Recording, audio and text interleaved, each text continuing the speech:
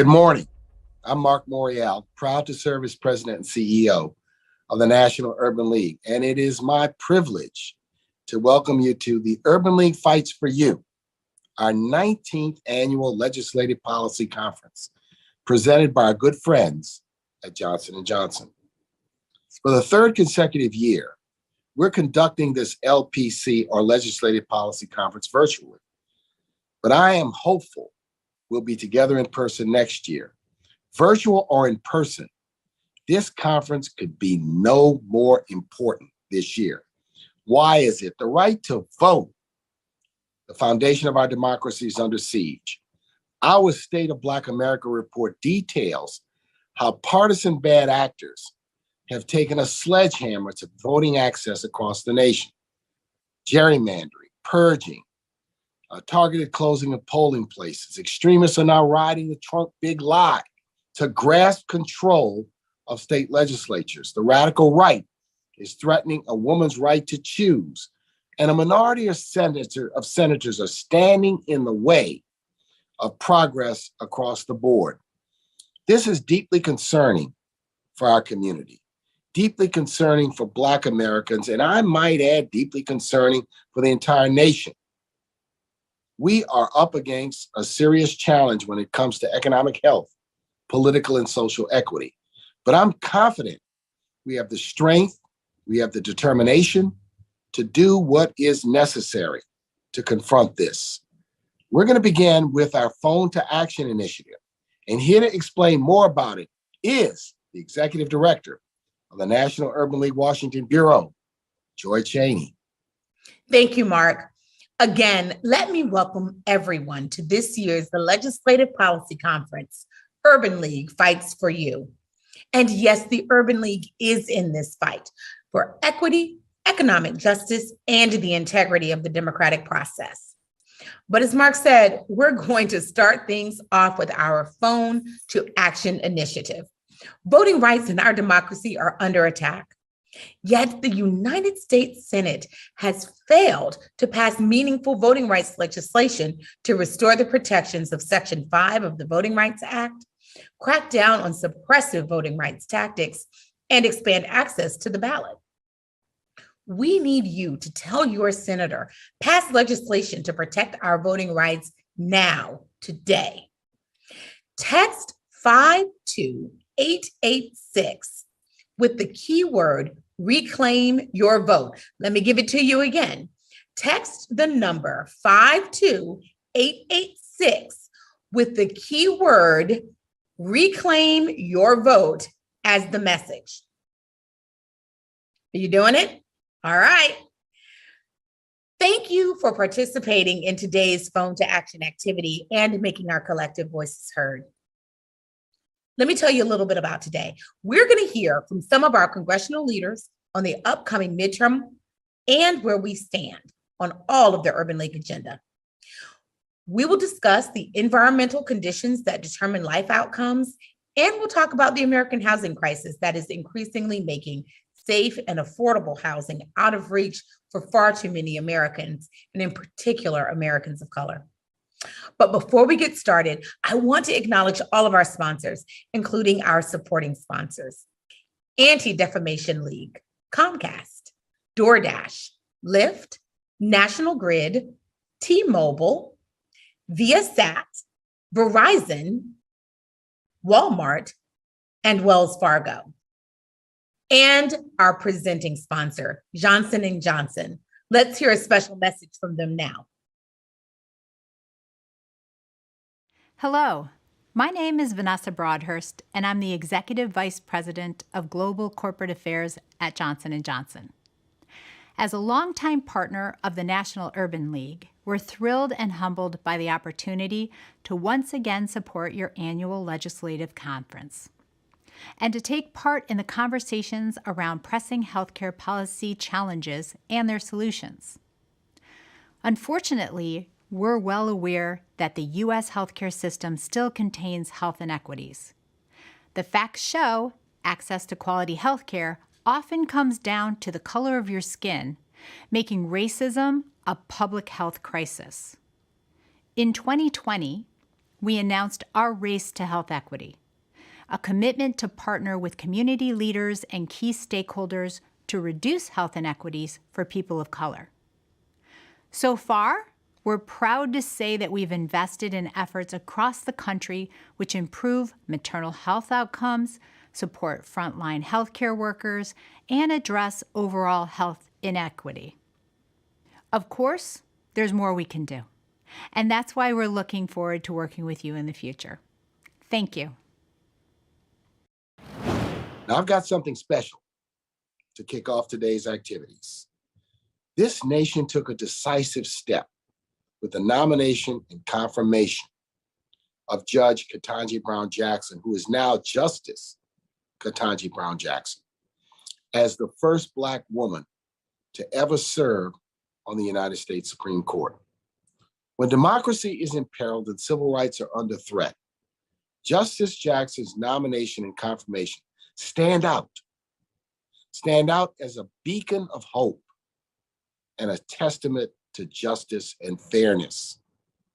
I want to say thank you to each and every one of you who stood in the breach, contacted your United States senators, participated in phone to action, came to a rally, took to Twitter, Facebook, or YouTube, or any social media platform to express your support for Justice Ketanji Brown Jackson. I watched her during those confirmation hearings.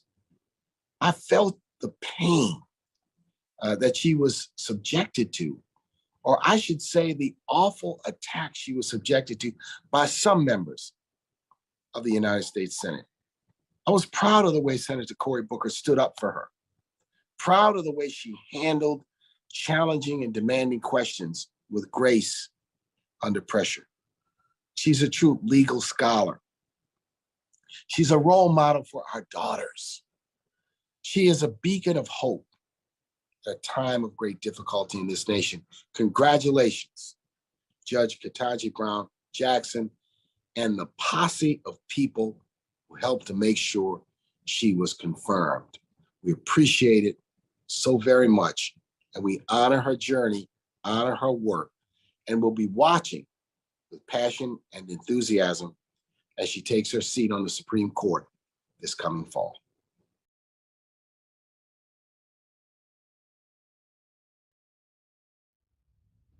Our nation's highest court will soon have a new voice.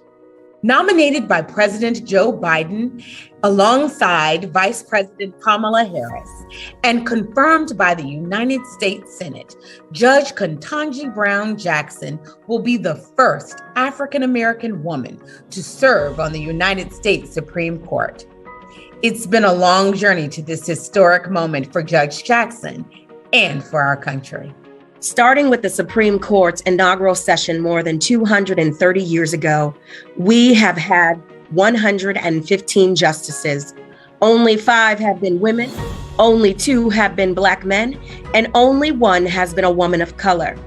We have never had a Black woman confirmed to the Supreme Court until now. For more than 2 centuries, the Supreme Court's jurisprudence has been decided without the perspective of Black women. Even those decisions that denied their rights, diminished their humanity, and created obstacles to Black women's advancement. With this absence, the vision that guided our High Court and our nation from its inception was blurred, and our nation's quest to achieve a more perfect union was compromised. But today is a new era for the court and for America. Judge Jackson's historic confirmation marks the arrival of an exemplary legal mind, one of the most tested, experienced, and qualified jurists ever chosen to serve the federal judiciary. Judge Jackson graduated magna cum laude from Harvard University, graduated cum laude from Harvard Law School, served as a supervising editor of the Harvard Law Review, clerked with Associate Supreme Court Justice Stephen Breyer, who she will replace on the court, will be the first sitting Supreme Court Justice since Thurgood Marshall to have served as a criminal defense attorney on behalf of poor defendants, was an assistant special counsel and vice chair of the United States Sentencing Commission, where she worked effectively to reduce racial and income disparities in prison sentencing. Served 8 years as a federal district court judge. Served on the U.S. Court of Appeals for the District of Columbia Circuit, arguably the nation's second most important court. Judge Ketanji Brown Jackson will be a voice of knowledge and experience, of empathy and fairness on the nation's highest court. Her voice is one that speaks from a place of broadened understanding of how the law impacts all Americans. And it is a voice that will prove especially critical in the months ahead as the court considers legal questions related to voting rights and access, women's choice, religious liberties, affirmative action, and police misconduct. In Judge Jackson's own words, I decide cases from a neutral posture. I evaluate the facts, and I interpret and apply the law to the facts of the case before me without fear or favor, consistent with my judicial oath. I do so now while bringing the gifts my ancestors gave.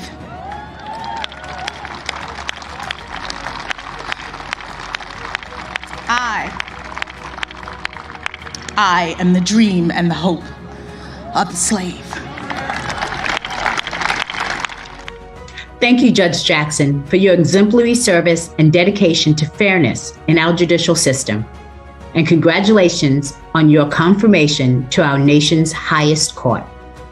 There's a new voice on the Supreme Court. A nation is listening. A nation is indeed listening. Powerful, powerful. Congratulations, Justice Jackson, and everyone who supported her historic rise to the high court. I'll see you at the next session.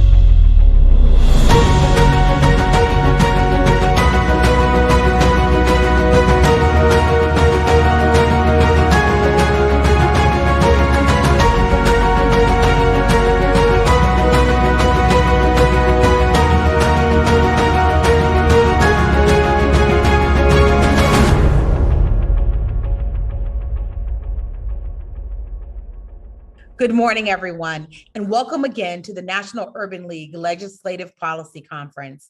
I am Joy Cheney, Executive Director of the Washington Bureau and Senior Vice President of Policy and Advocacy for the National Urban League. It is my pleasure to serve as your moderator for the first session of the conference. The title of today's session is Crisis or Opportunity, the 2022 Midterms and the Urban League Agenda.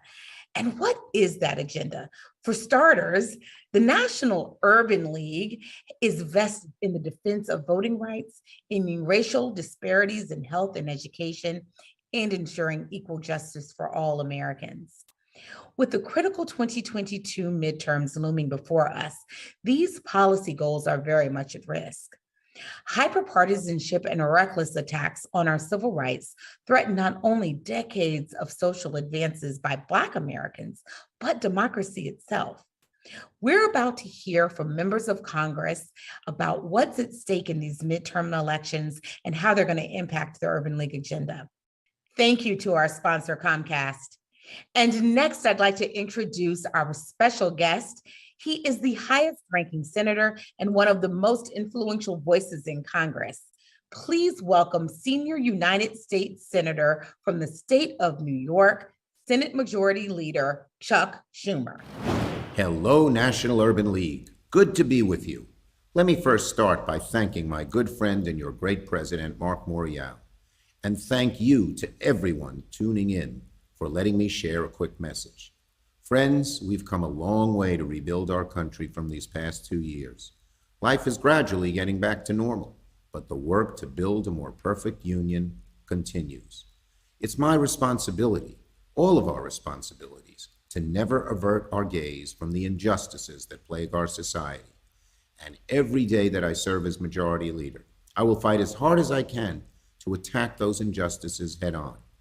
I'm glad to say we've made some important progress, beginning with our courts.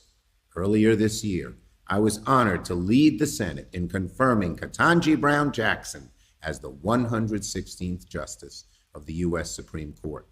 She's one of the most qualified individuals ever confirmed to the court, someone who will pave the way for others to follow in her footsteps.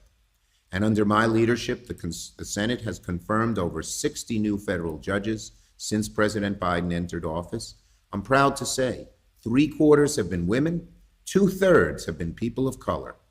But we have more work to do elsewhere, like our ongoing fight against voter suppression. Democrats are proud we made the fight we made in January to pass voting rights, despite Republican opposition and deep skepticism from Washington pundits. We're going to keep working until we succeed. It's our obligation to keep going. We'll also keep fighting every day to help lower costs for American families, especially the cost of health care and prescription drugs. We'll keep working on criminal justice reform, including proposals like the Equal Act championed by Senator Booker. And now that we've enacted the infrastructure law, I'll make sure that minority-owned businesses and minority workers will be able to see the benefits of this incredible legislation. That's my commitment. And every day, I will keep calling, along with you, on calling President Biden to cancel student debt. So all along the way, I pledge to stand by your side. I'm so grateful for your friendship, your leadership, your commitment to making justice come alive in our day and age. We've made progress, but together we must keep going. Thank you for your work and my very best. Thank you, Majority Leader Schumer, for those remarks and for your long friendship with the National Urban League. And next, I want to welcome in the senior pastor of Ebenezer Baptist Church in Atlanta, Georgia, and the first African-American Democrat elected to the United States Senate for the great state of Georgia, Senator Raphael Warnock. Greetings to the National Urban League's 2022 Legislative Policy Conference. Though we may not be in the same room or even in the same time zone, today we're all pushing in the same direction. We're working to create a better, fairer society for us all. As a pastor of Ebenezer Baptist Church in Atlanta, Dr. King's spiritual home, I believe deeply in his teachings about the beloved community. And one of his lessons, which is my North Star as I walk the halls of the Senate, is that we're tied in a single garment of destiny. Whatever affects one directly affects all indirectly. And so we have to build a community where no one, regardless of skin color or ethnicity or religious background, has to live with the fear of prejudice and hate. So know that I am going to keep pushing at the federal level to support the vital work that you are doing, from fighting to expand health care access and to lower prescription drug costs, to lowering the rising costs for families, to bringing strong relief to those with student loans, and strengthening our economy and creating good paying jobs for all Americans. And I won't stop. I will not stop pushing for voting rights, because I understand that a voteless people is a hopeless people, and we've got to get that done. Know that this historic organization will continue working to lead our nation into a better future. I stand beside you. The National Urban League has long been dedicated to the work of making our nation a more beloved community, and I know you won't stop. So thank you so very much for all that you do. Keep the faith and keep looking up. Thank you to Senator Warnock for that important and frankly inspiring message. We have with us now Congresswoman Joyce Beatty of Ohio's 3rd District, which covers one of my favorite cities, Columbus. She is the proud 37th chair of the Congressional Black Caucus. And she is also, I think, a former person who's engaged with Columbus Urban League. Congresswoman Beatty, we got to get up to speed on that. The title of this particular panel is Crisis or Opportunity within the context of the 2024 midterm elections. I know we don't have you long before you have to head back to the floor. So I would love to just hear from you in your perspective. How do you think of this moment? Is it a moment of crisis or one where there may be some opportunities? Well, first of all, Joy, let me say thank you, and thank you to the Urban League. And we always like to say, once an urban leaguer, always an urban leaguer. And I'm very pleased to say that I was the first Black woman to chair the Columbus Urban League's board. And my first job right out of college, I was under 21 years of age. I walked into the Urban League in Dayton, Ohio, and it changed my life. So I want to again say thank you for bringing all of the topics together today. I think we are in a crossroad in this country. I think it's a little bit of both. I think certainly the COVID-19 pandemic has been devastating and certainly a crisis to America when some 1 million people have died as a result to it. But I think there's progress because there's a little Black doctor named Kizzy that was part of finding research and a solution to COVID. And that takes us to where we are now when we talk about civil rights and we talk about voting rights and we talk about policing laws and we talk about how we can make sure that we build a better America, and especially for Black people, because we know that there is systemic racism. So while there may be crises, I think it is an opportunity for us to move the needle. And I think we are seeing that. When you think about the leadership of this free world and one of the wealthiest countries that you could live in, having a president that has hired, promoted, and brought to his administration more Black Americans than all of the presidents added up before, that gives me hope. That says that we will get through these crises, but we have far too many crises that we are dealing with. But as the chair of the Congressional Black Caucus, where we are gathering right behind me, I want to give you comfort that we are prepared, we are ready to do what we have to do to not only face these crises, but to make progress. Oh, Congresswoman, we're glad to hear it, right? We are so thankful really for the CDC and the work that you all have done on behalf of our community. But I have to say, it's not just you all up there. And we want to know, I know you're not going to critique your colleagues in the Senate, and I wouldn't want you to, I'm a Senate alum. But for those of us who are frustrated, we see a lot of progress happening in the House, but we don't see it happening in the Senate. What would you say to people who are frustrated about that? I'd love to hear your perspective. What I would say to them, elections have consequences. What I would say to them, if you don't go out and get people registered to vote, and if you don't go out and be an active participant in a movement for voting rights, then this is what we have to deal with. Let me put it in a better perspective. When we were in the minority in the House and the Senate, and President Barack Obama came up with an affordable health care plan. Finally, we called it Obamacare. 70 plus times Republicans tried to repeal it, but it was the movement. It was women coming out because someone dared to say a pre-existing condition would allow you not to be insurable. Families came out in support of keeping their child in college up until the age of 26 on their insurance, and the list goes on and on. But we made a difference because people understood what a crisis we were in and how devastating it would be, not only to Black people, but to white, brown, male, female, at all ends of the spectrum. And we hailed healthcare. If we go back in history, 1963, 64, 65, 68, civil rights, voting rights, jobs rights, housing rights. It was the marches. It was the people standing up and demanding justice. So as I like to always say, we need a little old school and a little new school. And that's how you build movements. That's what having a foundation is all about. And that's what the National Urban League has done. You've been a vehicle of our history, of our successes, but you have embraced all of the newness of the new movement with you. And that's what I think we have to look forward to. And that's how we will move our senators forward. I completely agree with that. You know, one of the frustrations, though, that we hear is we have been trying to move forward and we are trying to expand the authorities in the House and the Senate. But there have been roadblocks being placed by state legislators all over the country who are trying to prevent us from having access to the ballot box, and worse, even changing the election once it's been settled.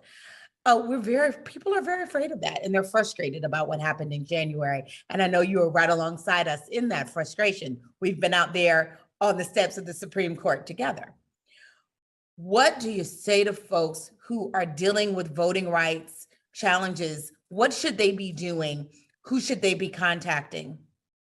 I think they should be contacting their senators. I think that we need to do a better education and awareness of the value of voting, because voter suppression is real. Voter suppression is out there. If you take a look at what was recently published, and I'm embarrassed to say even in Ohio, think about how many of our seniors stood in line for the opportunity to vote for a Black president for the first time, 5 hours, 7 hours.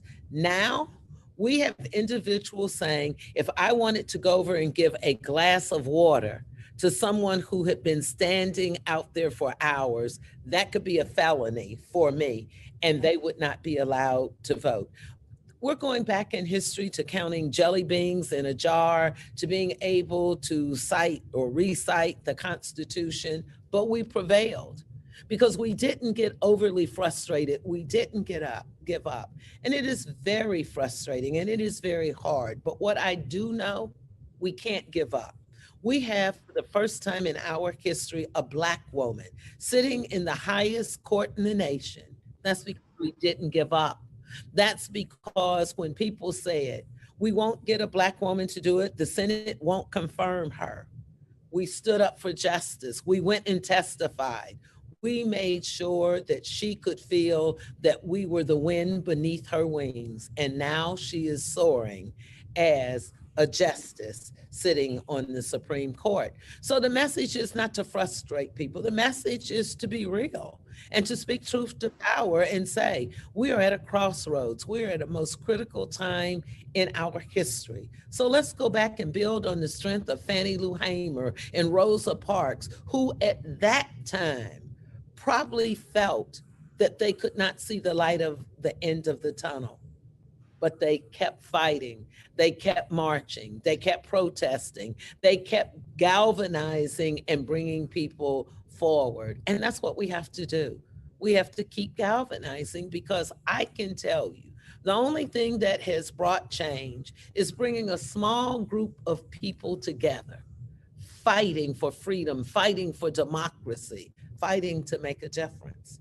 And I truly believe that. And that's why it's an honor for me to lead the Congressional Black Caucus, where we have 29 Black women and 30 Black men.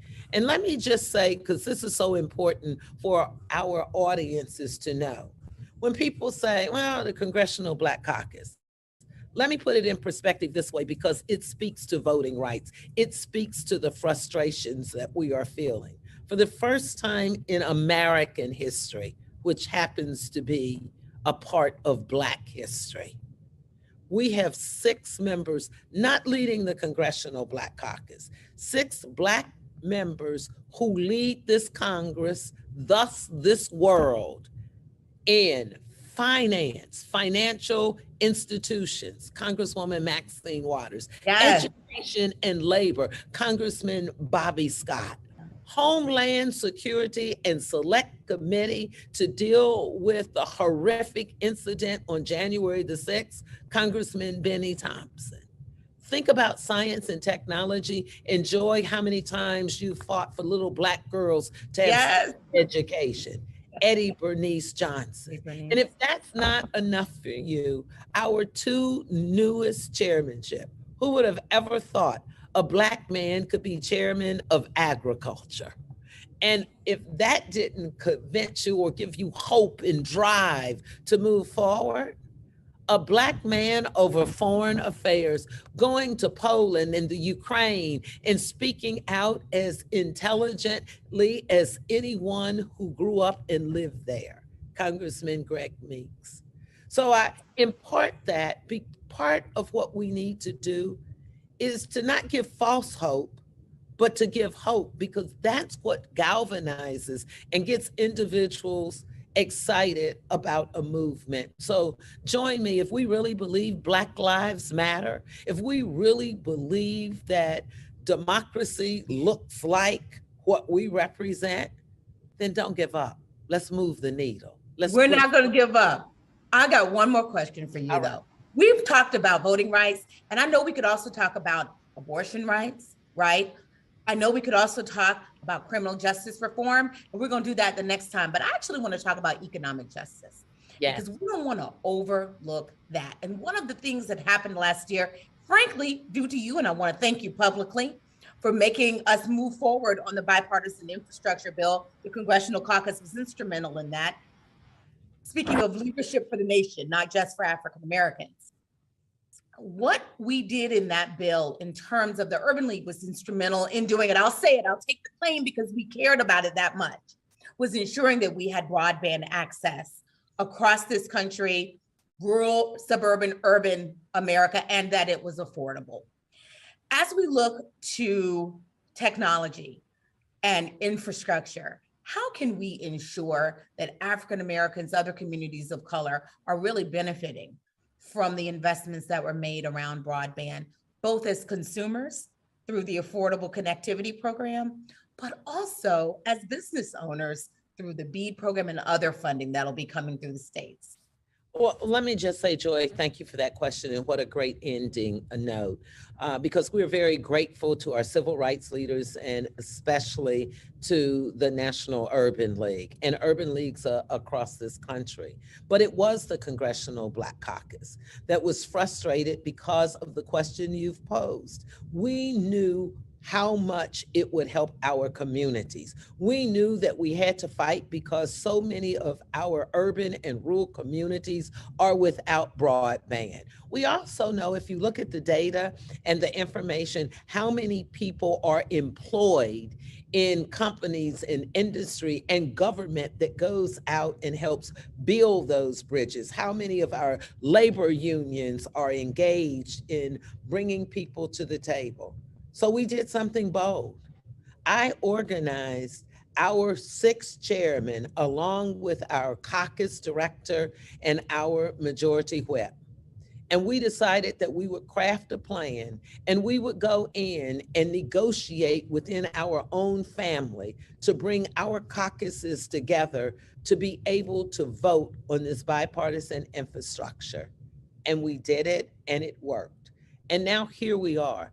I think what's important for us to do is to look at projects like this, as well as the Compete Act, as well as looking at, there is a project, the Intel project, that's going to bring some $20 million into my specific community. So when we look at those dollars, we have to also not do it in isolation. We must demand that we move the needle to not only have minorities, specifically Black companies, small businesses, large businesses, getting those contracts so they can then be in the process. Because if we're going to talk about narrowing the wealth gap, if we're going to talk about being in the room, we need more people like you. We need more people like you posing the question, and I mean this in all sincerity. If we're not in the room to stand up and speak up, whether that's a press corps member, whether that's a moderator, whether that's somebody that is standing up and saying, where are the people who look like me? And then asking the questions and not accepting every answer, that we are in there economically. So long we were told, don't talk about money, just take the job and find out later. We can no longer be embarrassed about doing well. We have to make sure that we support one another. And if we are in the room and that elevator takes us up to that top office and gives us this great assignment, don't forget to bring the elevator back up with more people. And that's what we have to do. We have to demand economic justice. We have to look at the facts and the statistics, and we have to make a commitment that we will grow those numbers. And thank goodness for the Urban League taking that charge. Thank you. Like you, Congresswoman Beatty, we believe that African Americans and Latinos and Asian Americans, we're not just consumers. We are also business owners. And so that has to be thought of as well. We want to grow our middle class and beyond. One last thing, because we got a few extra minutes, I'm told. Let me ask you, what's on the agenda for the CBC and really for the Congress over the next couple of months as we go into November? I think that you will continue to hear that we are making progress on a policing bill. Far too many of our children are being killed in the streets. Far too many of our children have access to guns. Far too many of our children are in the street because there lacks work for them to have a viable lifestyle, and voting rights. All of this goes back, in my opinion, to voting rights. Sure, we have climate control and we have housing and we have student loan debt, and all of those things are important and they are on our agenda. But we cannot move forward if we do not do social justice, civil justice, human rights justice to voting rights, and that we don't save our families and our children. Because when you look at the statistics, it speaks to us. When you look at how we are represented, just yesterday, I was talking to Congresswoman Karen Bass when she said Black people make up 9% of the population in her great state, yet 40% of Black folks are sleeping under bridges, living in substandard conditions. Yet Black women are out front, 51, 52% voting, electing our elected officials. Now we need to demand that they do what they're charged to do. And with that, that would be our power, our message, hearing it directly from Congresswoman Joyce Beatty, chair of the Congressional Black Caucus, and I approve this message. There's no better way to end than that. Congresswoman Beatty, chairwoman, our chairwoman, thank you so much for being here today and for your leadership, not just of the CBC, but in the Congress. We are counting on you.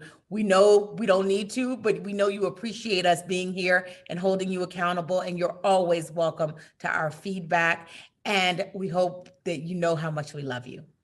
Thank you. It's mutual. Thanks so much. And now we're going to transition to doing one of our favorite things. That is honoring our congressional champions who've worked alongside us to advance the Urban League agenda. They fight for you just like we do. We will be presenting these awards throughout the two-day conference. But first, to present our first award is our president and CEO, Mark Morial. Let's welcome him back. Thank you, Joy Cheney.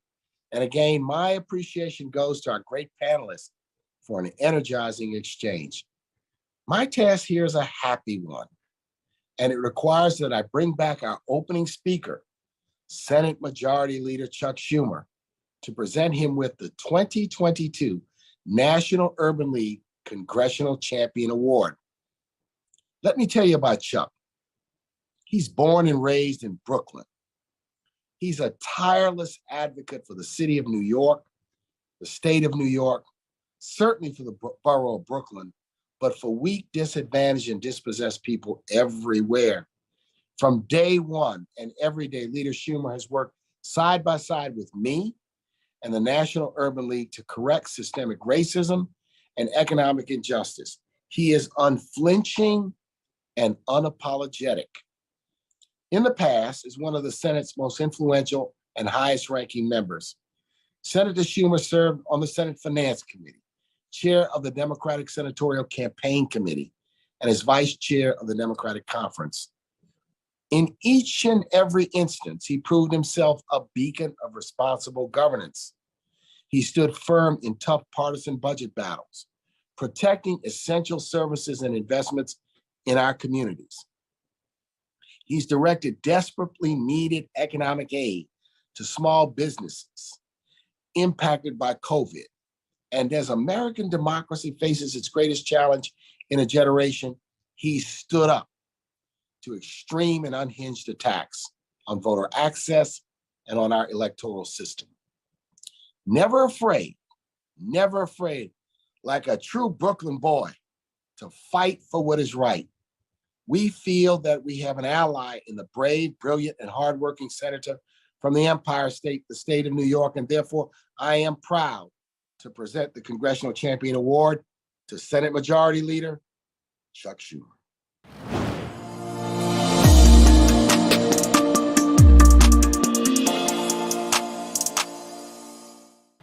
To everyone at the Urban League, to Mark Morial and all of the Urban League's leadership, thank you so much for the honor of your Champions Award. Every single day I serve in the Senate, please know that your cause will forever be my cause, to build a more just, more prosperous, more equitable country that gives everyone an opportunity to succeed. We have come a long way to build America from the challenges of the past few years, but there's still so much more we need to do. So today I promise you that I'll keep working as hard as I can to fight for those things that are central to the Urban League's mission: expanding healthcare opportunities, creating more good-paying jobs, fighting for more affordable housing, education opportunities, working to make our justice system fairer, and combat the racism that is all too endemic in America. If we work together, I know progress can happen. The Urban League has shown that to be true for all of your wonderful history. So I'm so grateful for your friendship and support, and cannot wait to see all of you in person real soon. Thanks so much, Mark. And congratulations again to Majority Leader Schumer. That's a wrap for this session, but please stay with us. The National Urban League Legislative Policy Conference is just getting started.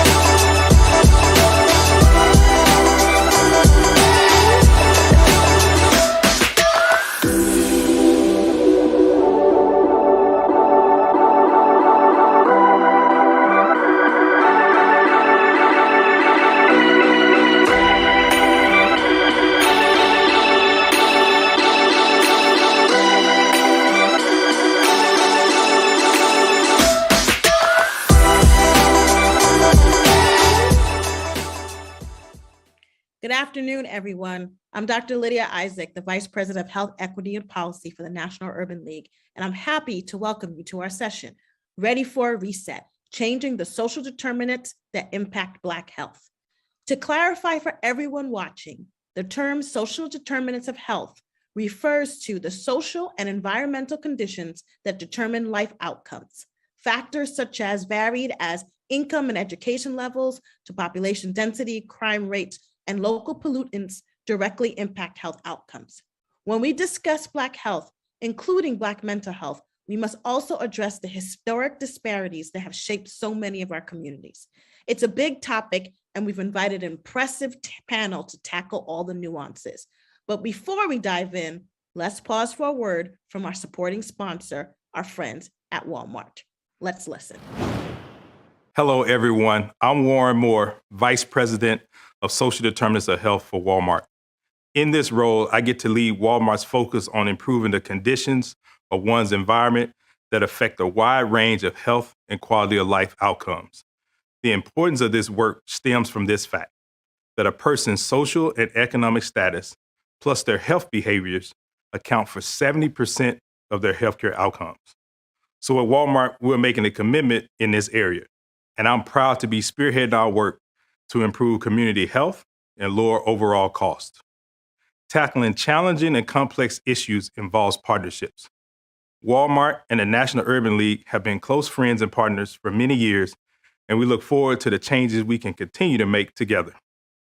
The League's Legislative Policy Conference has always been a venue for discussing urgent issues, and today's panel is a prime example of that. In 2020, this country was reeling from two brutal wake-up calls. First, the murder of George Floyd alerted many Americans that systemic inequities continue to persist today, following hundreds of years of deeply rooted structural racism. Second, the disproportionate impact of the COVID pandemic on communities of color alerted this country that the U.S. healthcare system must also be addressed.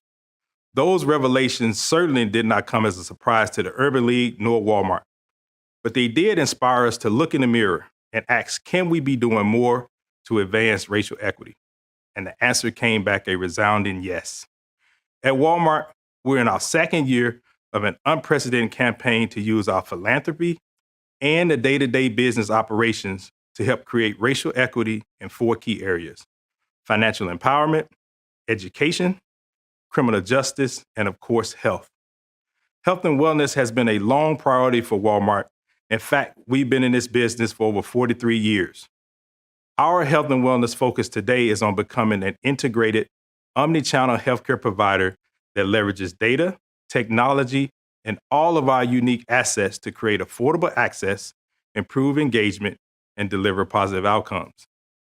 Those unique assets include fresh, quality foods, pharmacies and pharmacists from the community we serve, health centers, telehealth services, and much, much more. Because our stores exist in medically underserved communities, we're able to care for all of our customers when and where they need care and in a way that works best for them. Bringing racial equity not only to healthcare, but to the rest of American life is an ambitious goal. While we're in the early stages of our efforts, trust that we are in this for the long haul. We have confidence that we can make a difference, and that confidence is bolstered by our continued partnership with the National Urban League. I want to thank each of you here today for the impact that you are creating. It takes all of us. Enjoy your time together and have a great panel discussion. Thank you, Walmart, for your partnership. To start off our program, I'm pleased to introduce our keynote speaker, who brings a unique and important policy perspective to our discussion of Black health and its social determinants. He is the first African-American and the first HBCU alumnus to head the U.S. Environmental Protection Agency. Prior to his appointment to the EPA, he served as the Secretary of the North Carolina Department of Environmental Quality and was a pioneering voice in the environmental justice movement.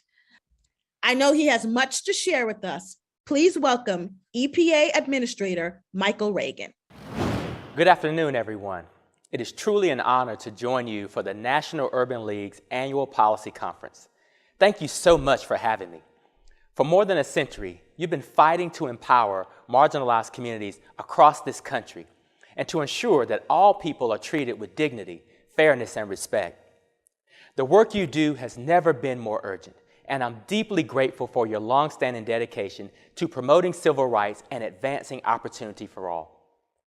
At the United States Environmental Protection Agency, we believe that opportunity begins and ends with clean air to breathe and clean water to drink. Yet too many communities of color are denied these basic rights. At EPA, as EPA Administrator, I've had the privilege to visit underserved communities across this country and to see up close the injustices that people have been living with for decades. In November, I traveled throughout Mississippi, Louisiana, and Texas as part of our Journey to Justice tour. The conditions I saw were deeply troubling. I'm talking about children going to school right next to chemical plants, generations of families sickened with cancer, likely connected to the pollution in the air they breathe or the water they drink. No child and no person in the United States of America should endure such egregious conditions. That's why President Biden issued an executive order charging his entire cabinet to advance racial equity and environmental justice. At the EPA, we are living and breathing this mission, from strengthening our enforcement work to holding industry accountable for the pollution they cause, to ensuring that infrastructure dollars reach communities that have historically been shut out of government funding. Everything we do, everything I do at the EPA will be rooted in the realities and demands and aspirations of communities that have suffered long enough. I'm grateful to have the National Urban League as a partner in this vital mission, and I know that together we will create a more equitable and just world. Thank you. Thank you, Administrator. You've given our panel a lot to consider and respond to, so let's meet them, beginning with Representative Lauren Underwood of Illinois. Congresswoman Underwood has been a vocal advocate for Black wellness and public health in the legislature, and we're pleased to have her. Next is Latricia Adams, who is the CEO of Black Millennials for Flint. As we all know, Flint, Michigan is ground zero for environmental racism and its effects. Conversely, the water crisis has spawned a powerful activism movement. Thank you, Latricia, for representing Grassroots Power. Urban Leagues affiliate across the country address health and environmental impacts at the community level. Here to represent that perspective is David Hopkins, President and CEO of the Urban League of Greater Hartford, Connecticut. Thank you, David. Last but not least, we have a nationally recognized women's health expert and the president of the National Medical Association, the premier association for African American doctors, Dr. Rachel Villanueva. Welcome, Dr. Villanueva. Let's get started. So my first question I'm actually going to send to Latricia. The grassroots are a good place to begin our discussion. Can you paint a picture for us and talk about the social determinants of health and how they've manifested in Flint's African American community and with the Flint water crisis? Absolutely. So I'm really excited that the question was framed from a grassroots perspective. So particularly when we think about the Flint water crisis, and I would be remiss to say that the crisis is not over. From a social determinants of health perspective, when you think about just how insidious it was with the switch to the Flint River and the irreversible damage that it caused throughout an already very vulnerable city, what we see now is the unearthing of your direct service providers. So in the wake of the Flint water crisis, we saw a myriad of things, particularly with the uptick in just horrific instances of reproductive health and maternal health issues, where we met and engaged with women who experienced horrific experiences with pregnancy, but then also had long-standing fertility issues thereafter. We also saw an uptick with a lot of children who were poisoned, with special education being at an all-time high, with currently over a third of students enrolled in the public education system in the city of Flint has an IEP, which is an individualized education plan, which is very much so expensive, and also thinking about our education system right now, which is already vulnerable in the middle of a pandemic. The list goes on and on about how all of those aspects of the social determinants of health kind of all play together. But a beacon of hope, again, is through that direct service that has been provided. And what's really powerful is to see Black people who took a stand and made the world listen around what was going on in Flint, where we didn't learn about it from a country perspective until a year after the switch happened. But now you see Black and brown folks in the city of Flint that are actually working together to take care of their own people, which there's power in that. And I also think that At the same time, when you think about lead poisoning, that wraparound service component is really critical. When you are impacted by lead poison, which is an extreme neurotoxin, it's irreversible. So it's a legacy issue, it's a body burden issue. And so seeing those systems that have arrived or arise in the city of Flint, where it's still devastating that we still have to face that, where this came from a man-made issue with water, but it is refreshing to see Black folks coming together within all their respective ministries, wrap their hands around the community to maintain resilience. Great, thank you so much. David, I'm gonna move to you. We have an example in both a crisis, but also a coming together of community in the Flint water crisis. Can you talk a little bit about how the social determinants are manifesting in your community? As a local urban league, you really are on the ground and providing not only the services that Latricia is talking about, but also being able to see what's going on. So can you talk a little bit about how the social determinants are manifesting both environmentally, socially, physically in Greater Hartford? Yeah, absolutely. I mean, I think the first thing that we do, and sometimes we're a little presumptuous about language, and when we say community, it's easy to make it something of a throwaway term. But when we think about community as, you know, the children in the community, the parents and grandparents, the school district, the community organizations and leaders, the corporations, and of course the legislators, we recognize that all these are interconnected in some way or another. And so any way that one is moved in one direction or the other is going to impact, on the purpose, the community. And then the ability for those communities to thrive is translated through that as well. So when you think about, say, particularly in Hartford, one of the things that's recently happened is that a couple of our legislators come together and made it policy that racism is a health issue, right? And so when we think about that and how that then cascades into the ability to get a quality education, sustainable employment, and things like that, we know that now there's a way for those different stakeholders in the community to come together.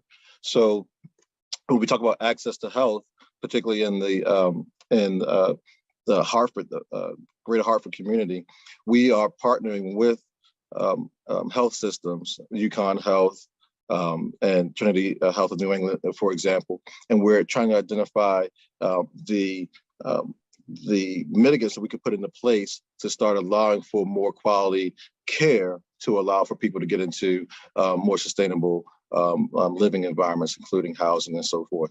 And so the work that we do in the Urban League, of course, you know, is really around economic empowerment, beginning with education, and then employment and housing, health, of course, and then social justice.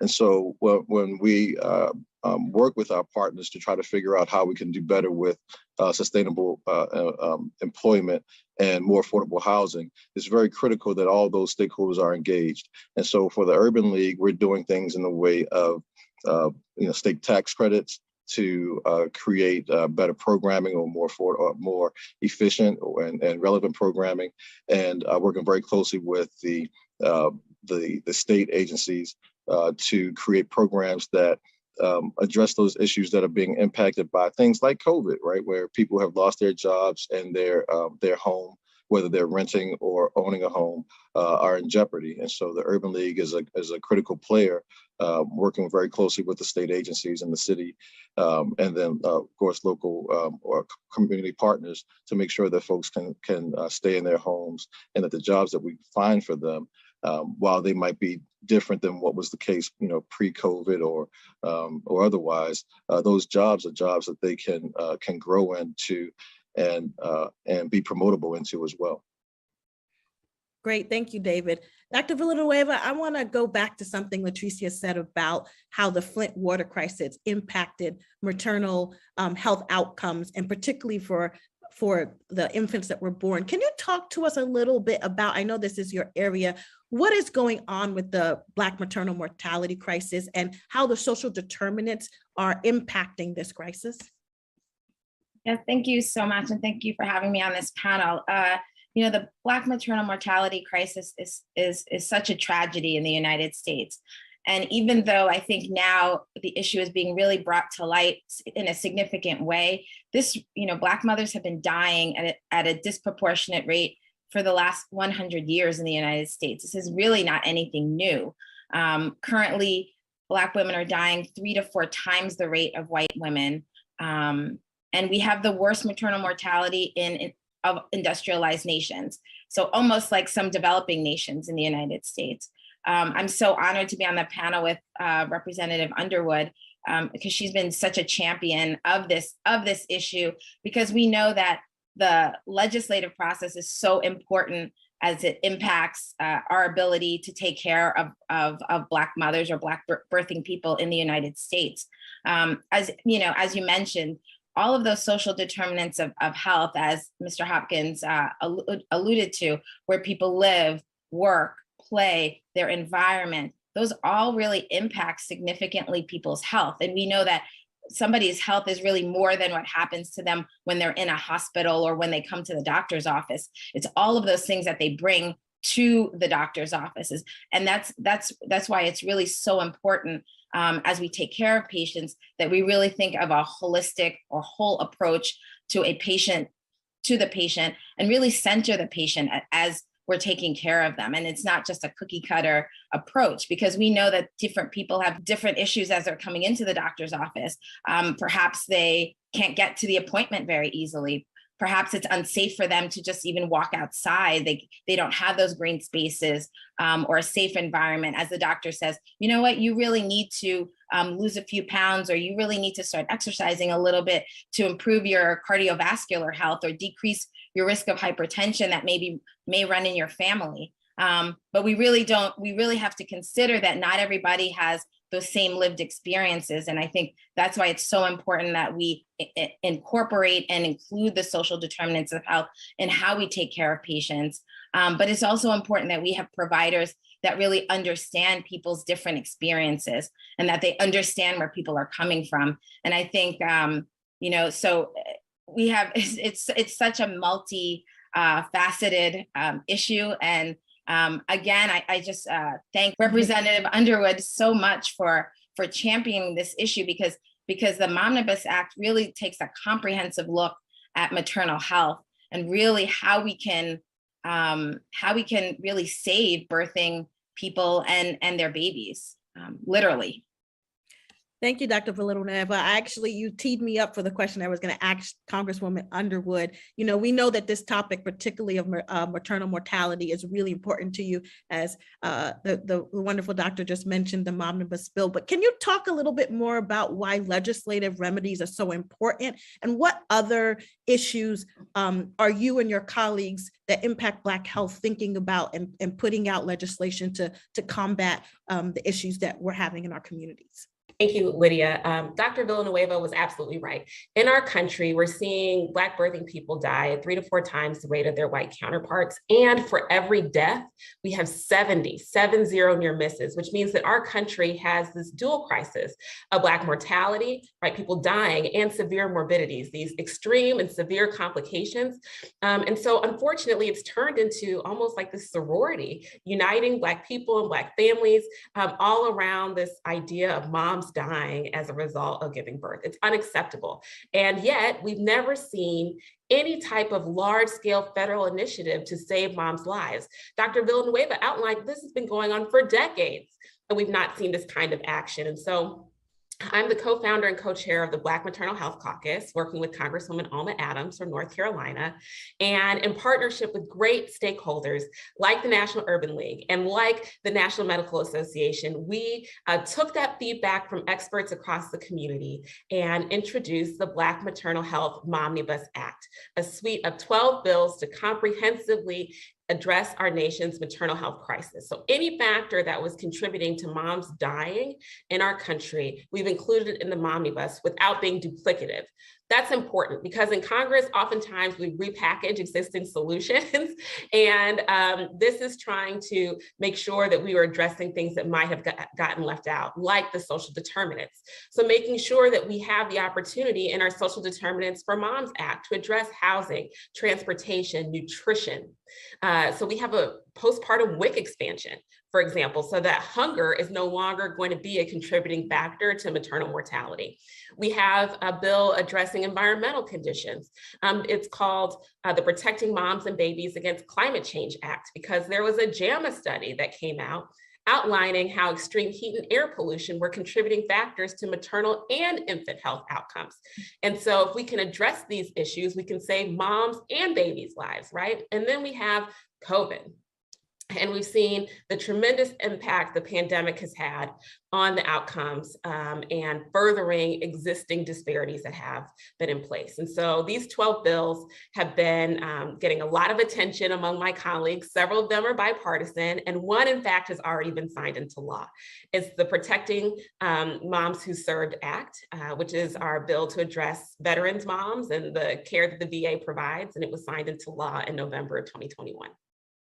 Great. And before we move on, I do want us either Rep. Underwood or Dr. Villanueva to talk about even language that we use, because that matters in social determinants. And you both have used the word birthing persons. And why is it important to use the word birthing persons as opposed to mothers or moms? Well, we know that everyone who is able to have babies doesn't necessarily identify as female. And given the nature and the pervasiveness of this crisis, we want to make sure that our policy solutions are inclusive, because the words we use matter.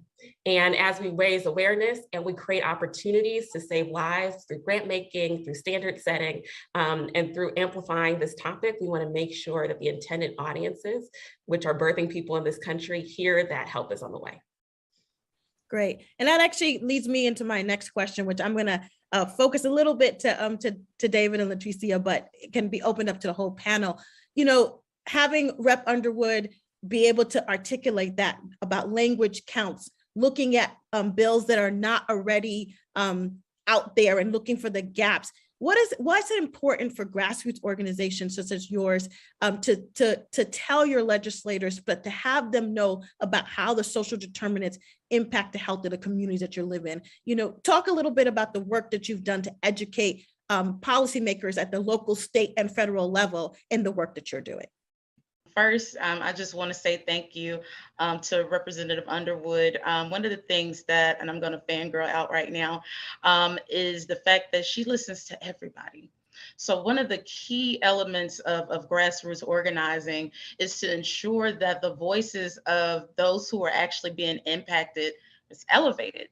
And so part of the work that we do with Black Millennials for Flint, with a very specific example that is aligned to the work that Congresswoman Underwood does, is we established a local coalition of Black and Latino women and childbirthing people, as well as electeds at the local level and at the state level, so that they can all be in one space to hear different narratives. I think sometimes when you think about policy and legislation, it sometimes happens in a vacuum. And I think when we uplift things such as the Momnibus, it is literally a coalescence of the narratives of so many different people that inform this major body of work, essentially. And so along with that, you can hear the nuances of the real life experiences of people that best inform policy. On top of that, there's another part that I really take a lot of pride in, is community accountability and oversight. So great, we were able to get this, pen to paper, where we're able to get this policy passed, but we know it goes much further than that. And I think that from a grassroots perspective, when you are very inclusive of community from the beginning, so not like a group of policy wonks getting together in the room and drafting a policy and saying, hey, look guys, won't you come to this listening session so you can hear what we came up with? It hits differently when you were inclusive from the very beginning and it was a collaborative process. And I'm really honored and so inspired that we can see how positive that is when you start, I don't even want to say from the bottom up, from the community as a collective at the core, and how that best informs policy. And then the last part that I would say is it really makes a clear-cut connection around resources. So when you work within community, oftentimes you have to work to navigate through the distrust between communities of color and government agencies and electeds. And I think that once you bring everyone together and you're working cohesively, we start to see this buy-in where it humanizes the work as opposed to just prioritizing process. You really see how this is democracy in action and not necessarily just performative, which we know, especially speaking on behalf of millennials, we're not about that life with that performative piece, but really seeing that action in place. Yeah, and I would just add that, I heard someone say some time ago, a council person say, anything that we can create legislation around, that we can create policy around, we can fund. We can make it a line item in a budget, and we can create funding behind it. And that's a critical component, I think, too, being able to work cooperatively with legislators and making sure that it's not just kind of conversation and talk and such, but it's actually a way to put something into a more formalized state and then give the legislators power to put funding behind it so that it can be supported in the proper way. I think the other thing that I think about with this is the way that policy is ultimately affected is, of course, you have, the difference between criminal justice and social justice, I would say, is that in social justice, it's the way that society polices, so society allows things to happen despite what the laws are. And I think when we think about social determinants of health and how those how they impact the Black community, I think we're dealing with something similar. So the role of the Urban League and other organizations, I think, is to be that advocate, to be the voice of those who are receiving compromised care or receiving compromised opportunities. And to the degree that we can affect that is balanced by our work cooperatively, again, with legislators. Before I was the CEO here of the Urban League, I was the CEO of a community health center. And I can remember going to DC to talk about the funding cliff, right, for community health center for FQHCs, federally qualified health centers. And this is something that would happen every year, right? We had to constantly appeal to legislators about making sure that the funding for community health centers was available. It just, seemed, asinine to me, but it was something that was needed. And I think that ability to be able to advocate on behalf of not just the families and the communities, but the organizations that are also providing these services that ultimately help to minimize or offset some of the challenges that facing community are part of it. Great, thank you so much. Dr. Villanueva and Congresswoman Underwood, do you want to talk about how your associations and you as a legislator use community voice to help with the advocacy and the legislation that you put forward? Dr. Villanueva? As Latricia was saying, the community is so important in advocating for patients and for birthing persons in particular. Our association has a local level, a regional level, and a national level. And it's really we know that, especially when it comes to our community and trust in our community of the healthcare system, it's lacking, and for good reason.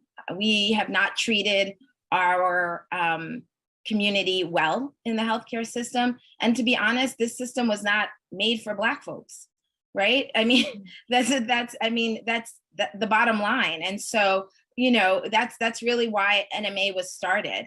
Our association was started because we could not practice medicine. We couldn't join the American Medical Association and get credentialed in hospitals. So we did what Black folks do, and we made our own association. So we built our own hospitals, medical schools to take care of our own patients. So advocating really at that level is critically important. And then, advocating on the policy, legislative and federal levels, I think are also critically important, because we know that those social determinants of health, as we mentioned before, are so important in ensuring total health for the patient. Because we can certainly take care of people when they're in the hospital, but there's so much that goes into whether they're able to even access quality health and be healthy and have a safe and healthy birth. And I would just add, with any kind of initiative that stands to benefit the Black community in particular, not exclusively, but in particular, we know how important advocacy is. I'm a proud member of the Congressional Black Caucus. The Congressional Black Caucus is the conscience of the Congress. We are champions for those who are disenfranchised and overlooked, people who often don't have access to these policymaking tables. And yet, on initiatives like the Mommy Bus, we don't have universal co-sponsorship among the CDC. We don't have universal co-sponsorship among all Black members of Congress. We don't have every Democrat on these legislation, right? And so we know that for so often there are Black communities who have legislators or representatives who may not share values with them, who may not share the idea that this type of policy making should be a priority. And so it's only through advocacy, it's only through that push, that nudge, those relationships that you build, the conversations that you are brave and bold enough to have with those elected officials, will they do what needs to be done to help improve the health and well-being of your community. So I really see advocacy as a responsibility. It's my personal responsibility as a nurse to be an advocate. It's my responsibility as a leader to be an advocate. And if we opt out, there is no one coming behind to save us in many of our communities. And so for so long, our moms have died because no one chose to step up and be the voice for them at these advocacy tables. Now we have an opportunity to pass some legislation that will unequivocally save lives, not just for Black moms, but for all moms in this country. And we are so close to getting it across the finish line. And I would just like to invite you to join us in this push to pass the Mommy Bus this year, along with so many other important priorities. I don't want to make it only about this, but just to underscore that we may make some assumptions about the level of unity or the level of shared priorities just because someone might share our skin color. And that is just not true. And that's wonderful. And I think it actually leads us wonderfully into our next topic, which is, we mentioned it before, it's the elephant in the room, it's the COVID pandemic, right? And so I would love if any of you or all of you can talk a little bit about how COVID in particular really exposed in this country the disparities that are happening due to the social determinants, right? We know that people of color, particularly Black people, were more likely to be frontline workers. Therefore, were more likely to get infected with COVID or the coronavirus. And also, there was a research that they went to lower quality hospitals. So in the beginning, didn't get as good of care when it came to, particularly we didn't know what was going on, but when it came to COVID. So how can we talk about the systemic failures that happened in this country that really led to this crisis, and particularly for this crisis for communities of color and Black communities in particular around COVID?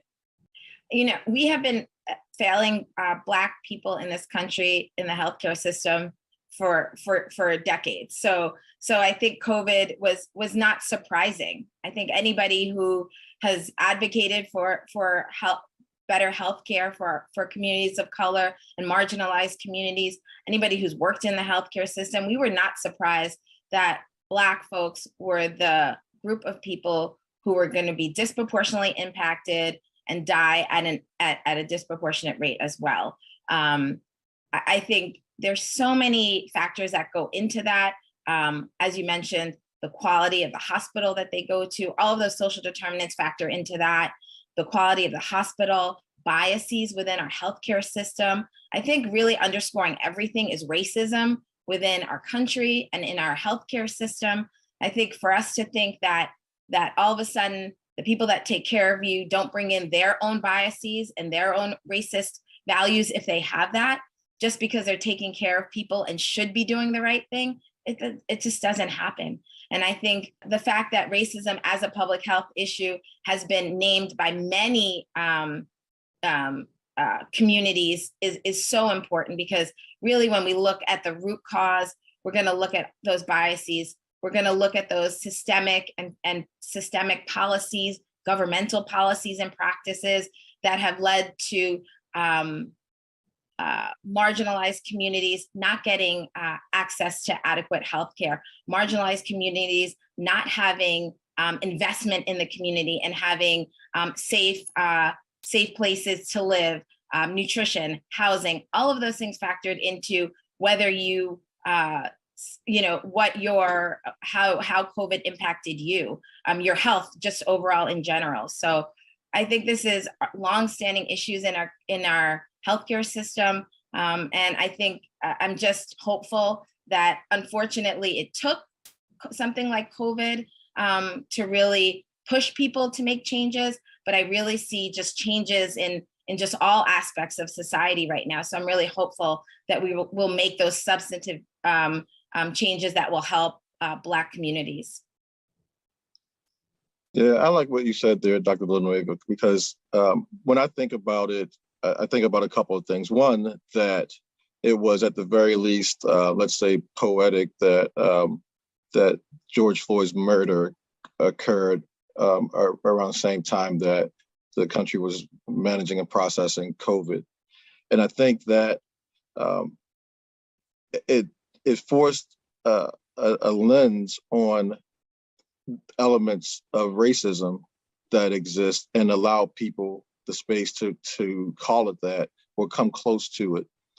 And I think then what it forced, and this is the second piece, is that it forced us to have to almost, if not say out loud, reflect on what level of racism we're willing to accept, right? And so it's very difficult to call it racism, but when we do, then we have to realize that we kind of are, moving the dial to say what's acceptable or what's not.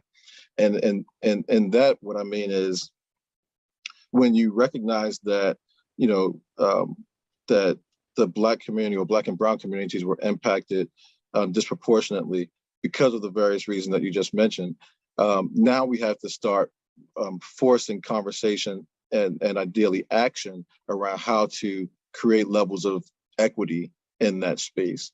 And so, I think we're all brought to that reality. And, since then, of course, there have been some pullback and kind of people kind of reestablishing where they were before. But I think at the same time, the lid is off the can. And so we have to continue to address the issues. And we do have more allyship in place. But I think it's also a way to reflect on the impact of racism that forced these communities, Black and Brown communities, to be impacted so disproportionately. So we have to understand the historical context. And I think that's one of the things that's also being considered and addressed. One of the important success stories during the time of COVID was the American Rescue Plan, because as a result of this important COVID relief legislation, we were able to take action to expand access to truly affordable healthcare in this country, including for communities of color. So the first is a piece of legislation that I wrote. It's called the Healthcare Affordability Act. It says that no American would pay more than 8.5% of their income for silver level marketplace plans. So these are the plans that offer the good coverage, not those high deductible plans that folks didn't want. And as a result of this legislation getting signed into law in March of 2021, we saw almost 15 million Americans sign up for coverage over the course of the year and are no longer uninsured. That is huge. That advancement, coupled with the expansion of Medicaid and the offering of Medicaid coverage to people who were living in states where their governors or folks may not have been able to have a permanent expansion, this COVID temporary expansion, that's what I would call it, of Medicaid coverage has been really important because now we've seen the number of uninsured Americans drop. People understand what it means to have the confidence of being able to access healthcare during a pandemic, and they've been able to get care for chronic conditions or things that have gone undermanaged for so long. I think that we just need to call some attention to this because this is the first time that we've been able to make improvements to the Affordable Care Act since the law passed in 2010. I mean, to put it into that context, it took a pandemic for our country to be able to revisit the healthcare reform conversation that we began over a decade ago. And when we think about communities that were left behind, it's often the Black and Brown communities that continue to experience these disparities because of the partisan gridlock that had stopped us from making progress since the time of the Obama administration. So I think that obviously we know that there's a long way to go, but there have been some small changes in place to help expand access to affordable care. I'd also like to uplift that in the wake of the COVID-19 pandemic, we also had to grapple with environmental racism. So with COVID-19, a lot of the cumulative body burden that people were already experiencing with living near refineries and incinerators and Superfund sites, and it's a litany of other ways in which you can be exposed to environmental toxins, we started to see that those already existing health conditions just further exacerbated once COVID hit. However, I still want to also lean in to that point of positivity. I do think that as a collective, as a country, there was just a bit more attentiveness to how all of these things coalesce. And I think that for the first time, at least in my lifetime, I started to see agencies, whether it be at the local, state, and federal level, stop working in silos. Started to see more collaboration and connecting of the dots. So for example, just to kind of make a connection with what Congressman Underwood shared with the American Rescue monies, I'm a K through educator by trade, even though I have my part-time life and environment. I even think from a K through 12 perspective, you started to see extremely under-resourced school districts, majority Black and Brown school districts that finally were on an even playing field. I mean, for the first time in history. From an anecdotal perspective, in the state of Tennessee is one of few states where there's mandatory testing for lead in school drinking water. This bill was actually established before COVID, and it was passed by a Black man. I have to lift that up. And a school district in Memphis Shelby County Schools, once those results start to come back from those tests, it was devastating to know. You know, it was a hard pill to swallow, but the first step was to know that there was lead in the school drinking water. However, what that school district did with their money was they put water filtration systems in every single school, K through 12 in the district. That's life-changing. And so unfortunately, you know, it did take a pandemic in order for a school system that literally had been under-resourced since its inception to finally get those resources to do what's best for kids. It also demonstrates that it is not a will issue that we experience in the Black community, and oftentimes through the white gaze and through white supremacy, it can be perceived that we don't care. And that's absolutely not true. And we're now demonstrating that when we have resources, when we have equitable resources, plentiful resources, that we can do a lot of things to change the trajectory as it relates to environmental health and just public health in general. Well, I can't end on a better statement than that, Ms. Latricia. So I appreciate that. We are actually getting toward the end of our time together. I can't believe it. I think I could talk with all of you for another hour because it's just so wonderful. And so I'm actually going to wrap up our last somewhat question in your final thoughts, because we have to wrap this up. You know, we didn't get talked much about, and I think Latricia just really started us right off on the path with mental health issues that are stemming from not only the pandemic, but as David mentioned, the racial reckoning, whatever we want to call it, that's been happening in this country. So in your final thoughts, can we just talk a little bit about kind of the barriers to mental health in our communities and how this larger conversation about social determinants can help us to think through mental health support, particularly for kids, but really for all members of our community after the COVID-19 pandemic and what's been going on in our country. So I'm going to start with David. Knew you were gonna come. All right. Well, I think it's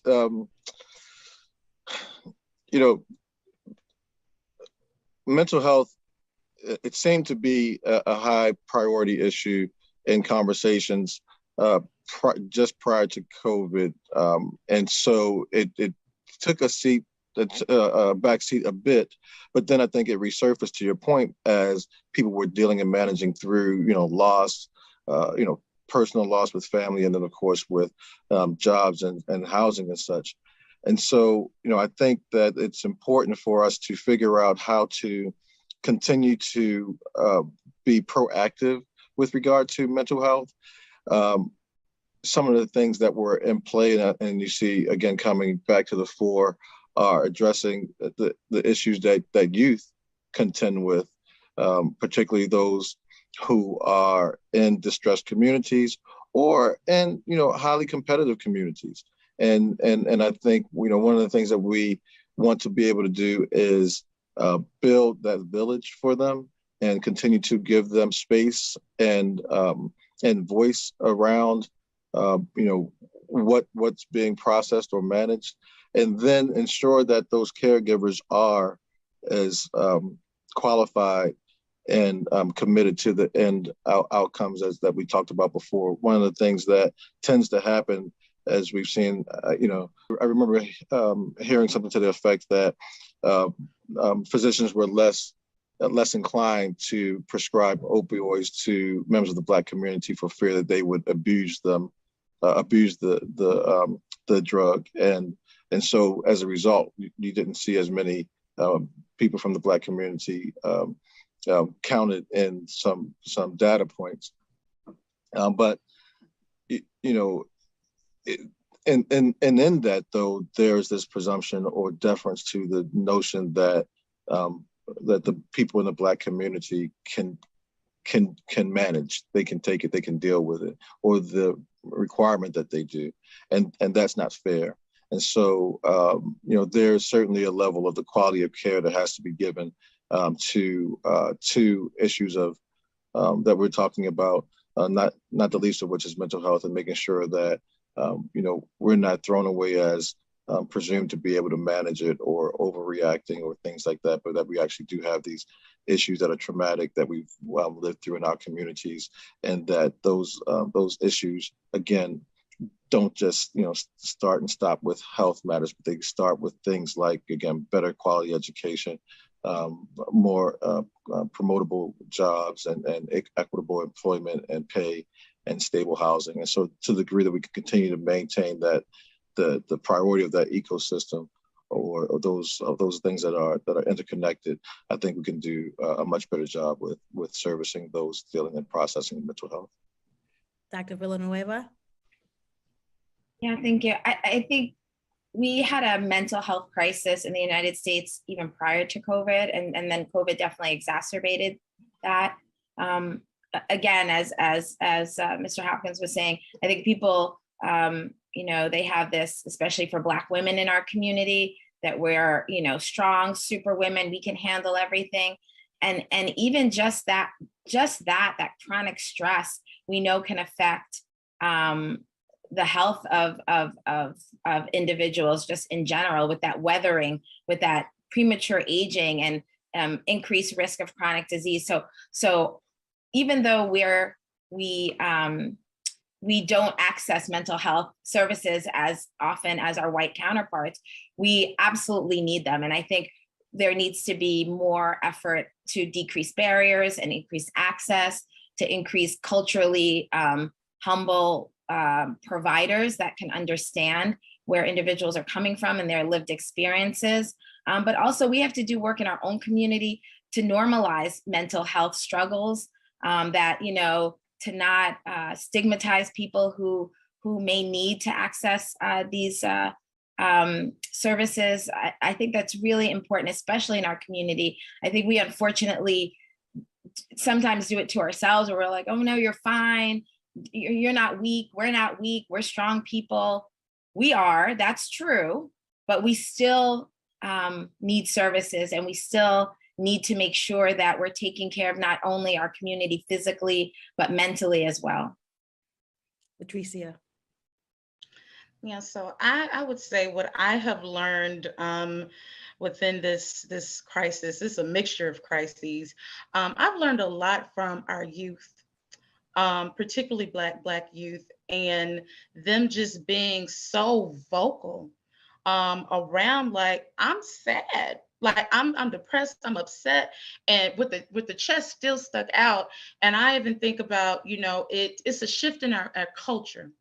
I think about, just in full transparency, with my grandparents saying, like, suck it up, like, don't cry, don't let them see you sweat, and starting, I really love this transition and the shift for the culture, where we are more comfortable to be like, hey, that's actually toxic.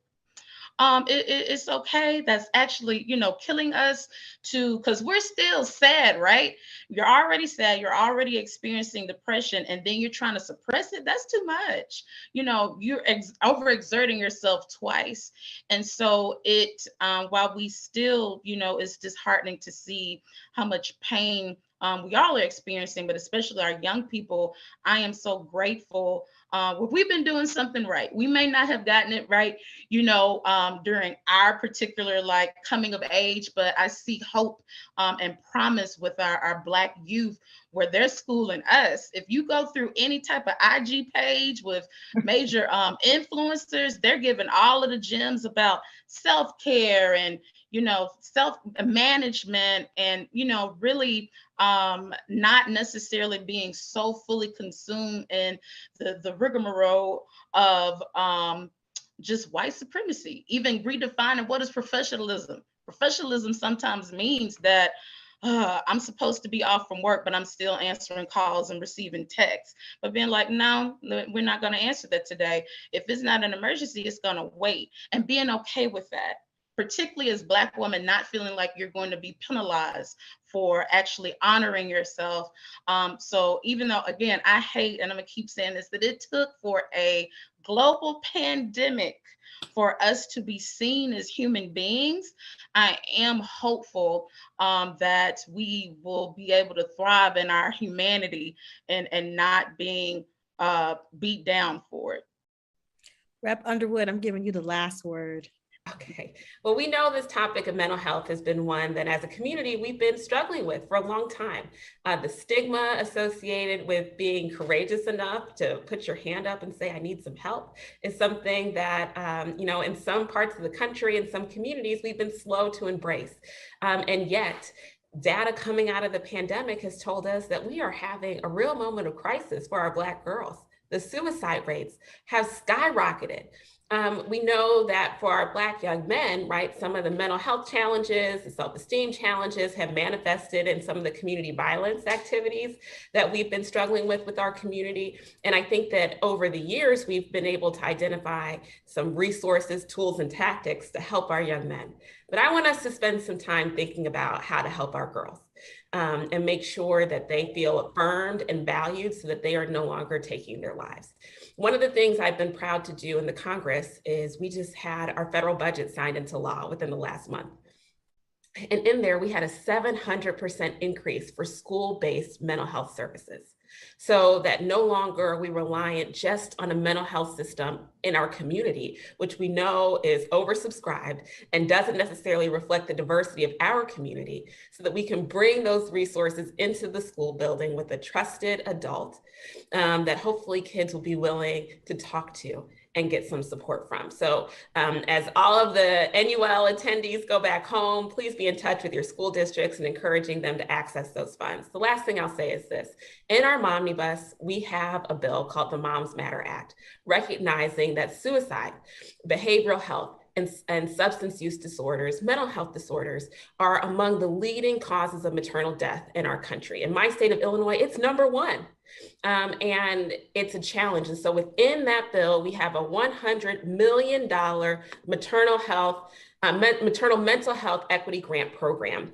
And it explicitly has funding for communities of color to address stigma.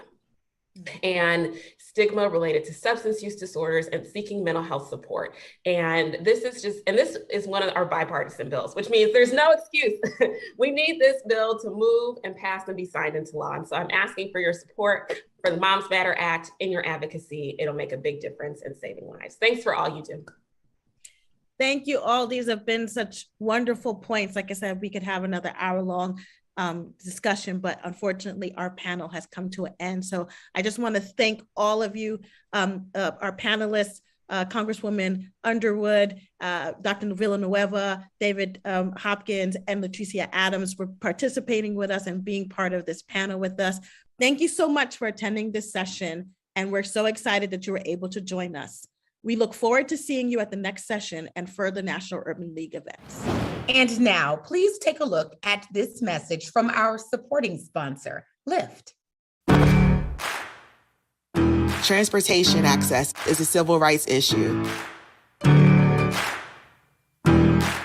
Having adequate transportation means seniors, if they need to attend an appointment, they're able to do so in a clean and safe manner. The freedom that anyone can now have access to go anywhere that they would choose to go. That's an American right. And now all Americans will have greater access to that ability.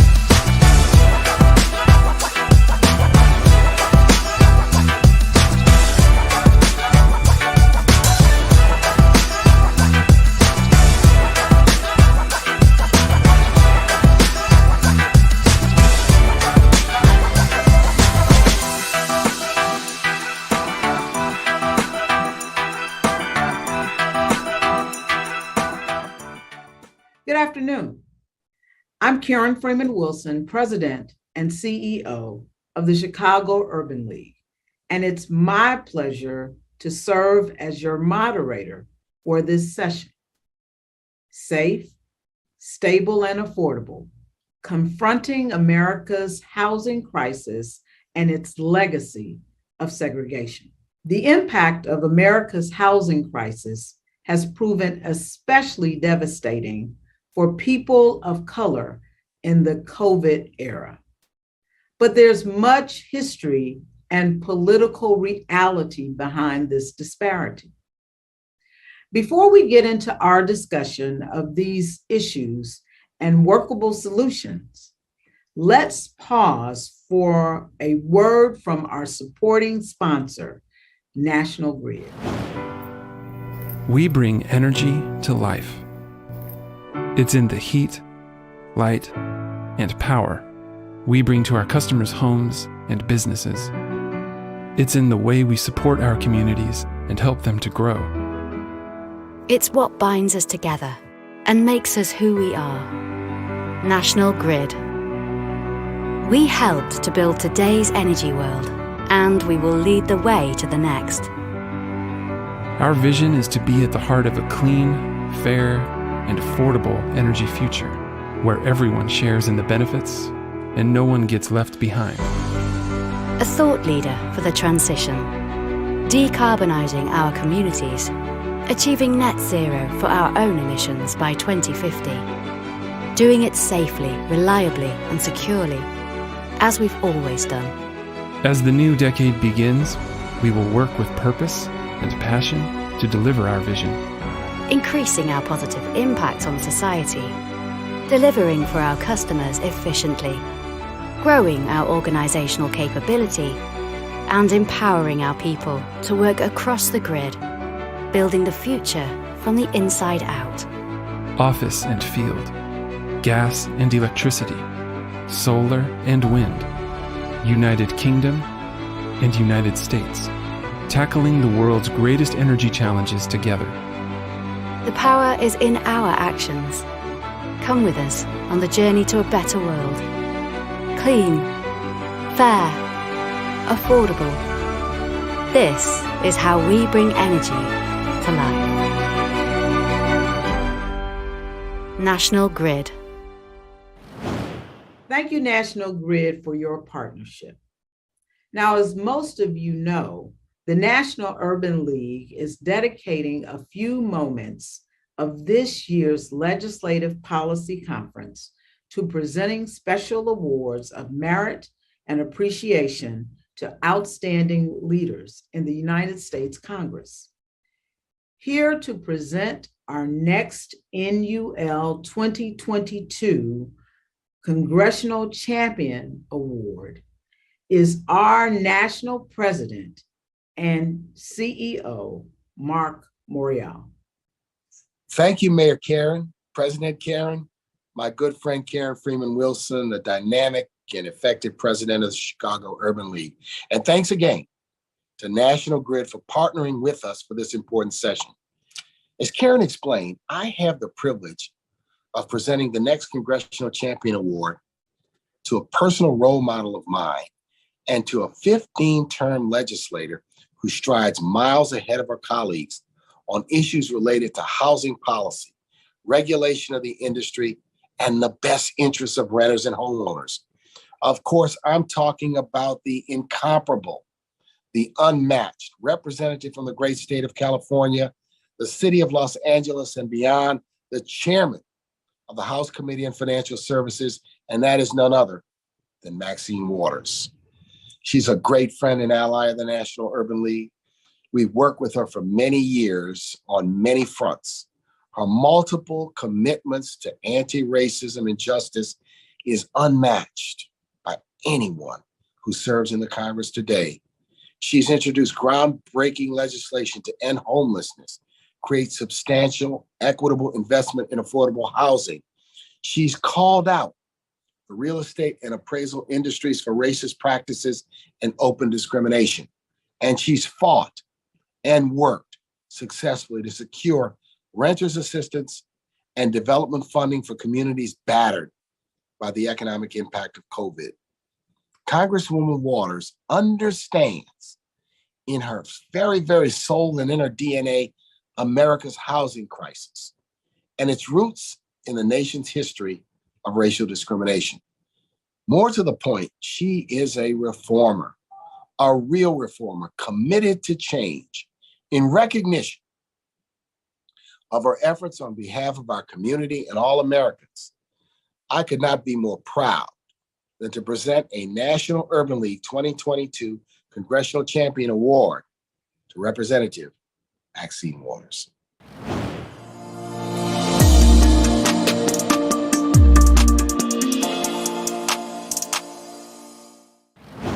Thank you so very much for honoring me with the Congressional Champion Award for my work to secure safe, stable, and affordable housing for all.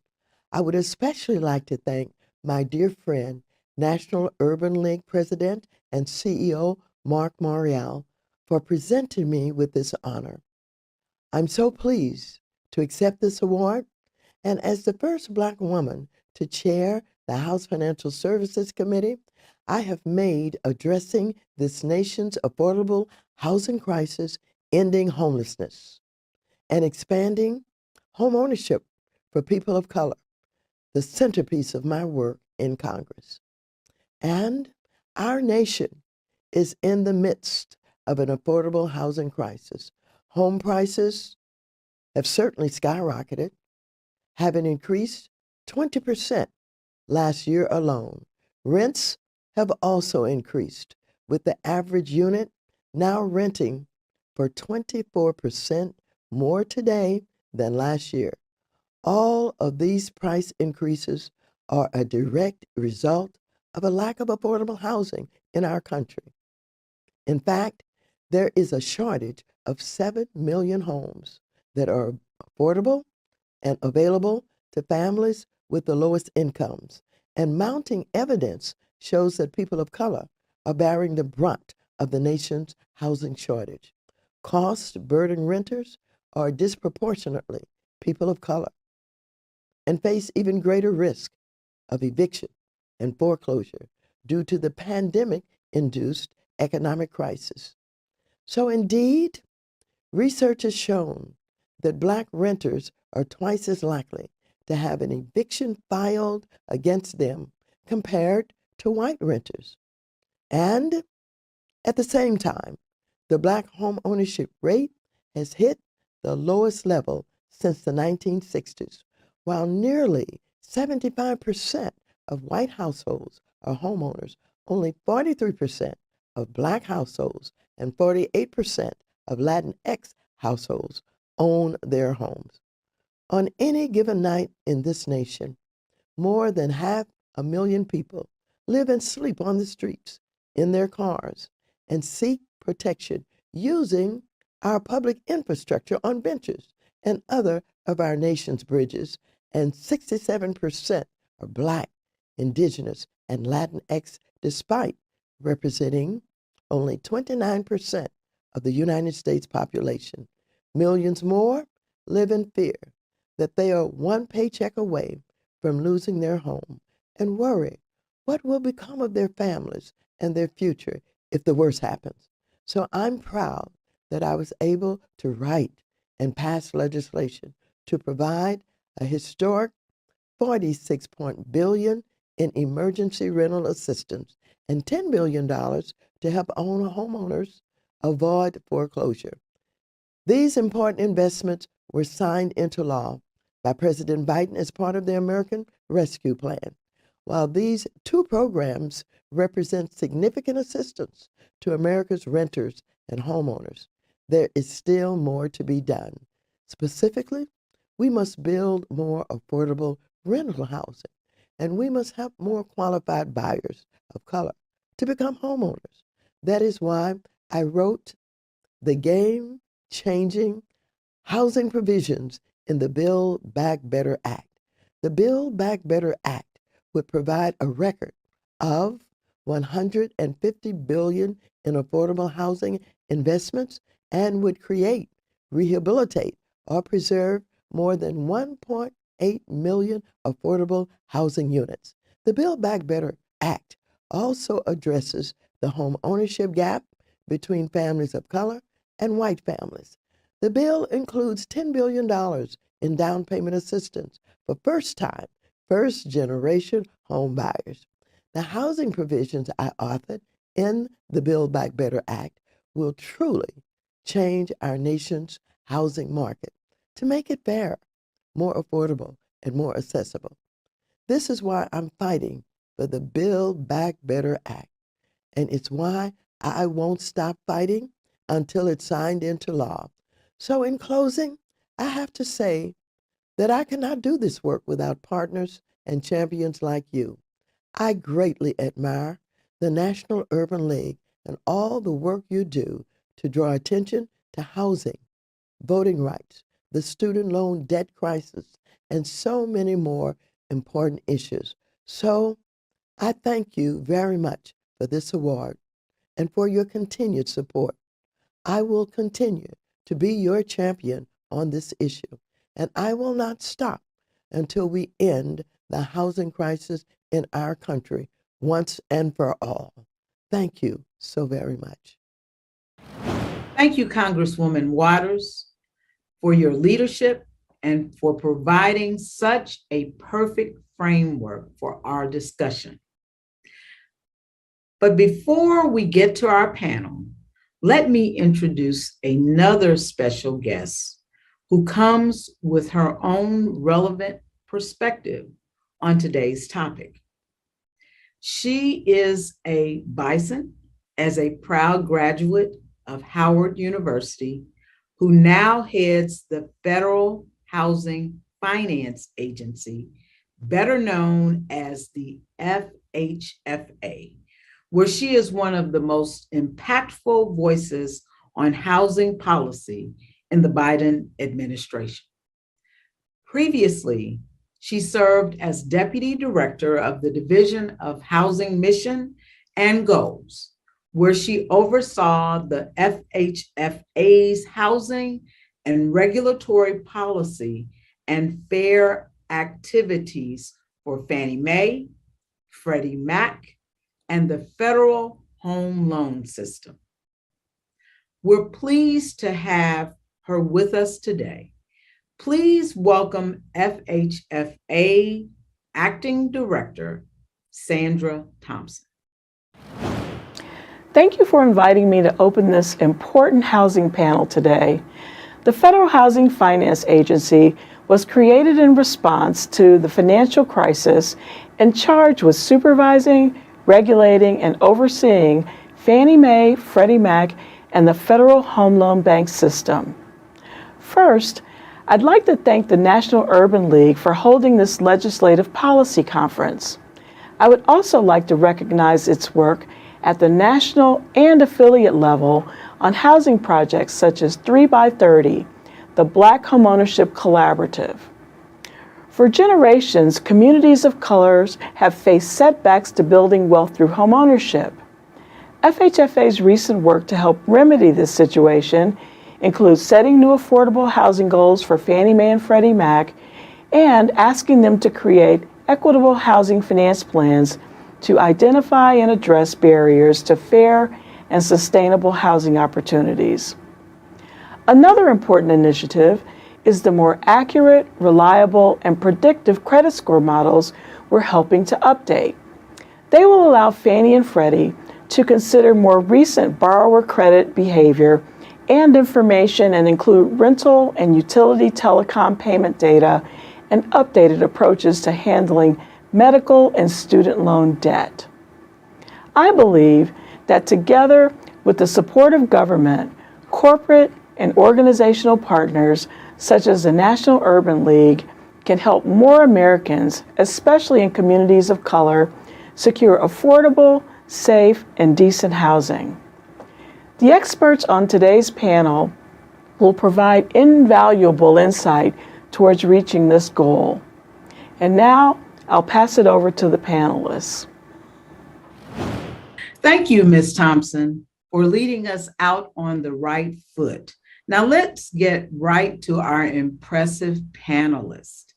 Starting with Christy Furco, head of Wells Fargo Home Lending and chair of the Mortgage Bankers Association. Thank you, Christy. Next, the executive director of the National Fair Housing Alliance, Lisa Rice. Welcome, Lisa.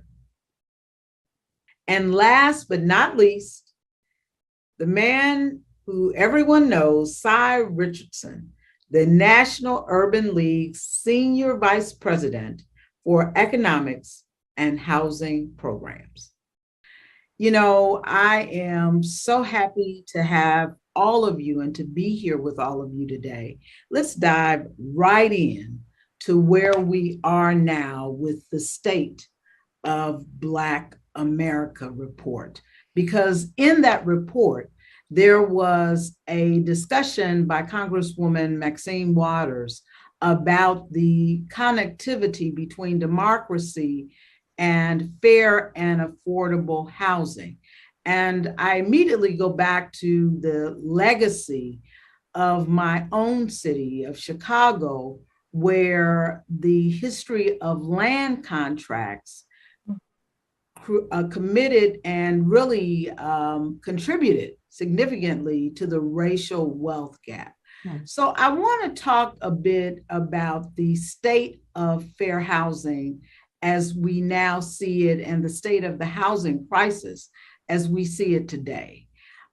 Lisa, why don't we start with you? Can you talk a bit about that and how you see that? And I really want to hear each of your perspectives on this.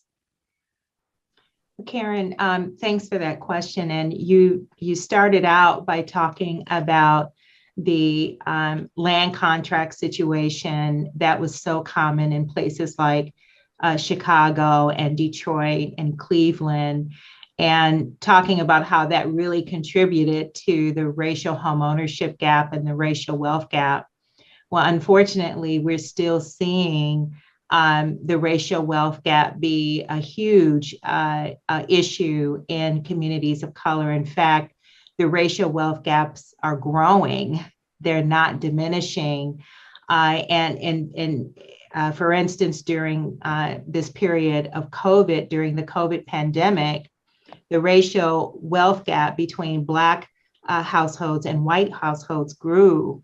It increased by $20 trillion. That's a lot of money.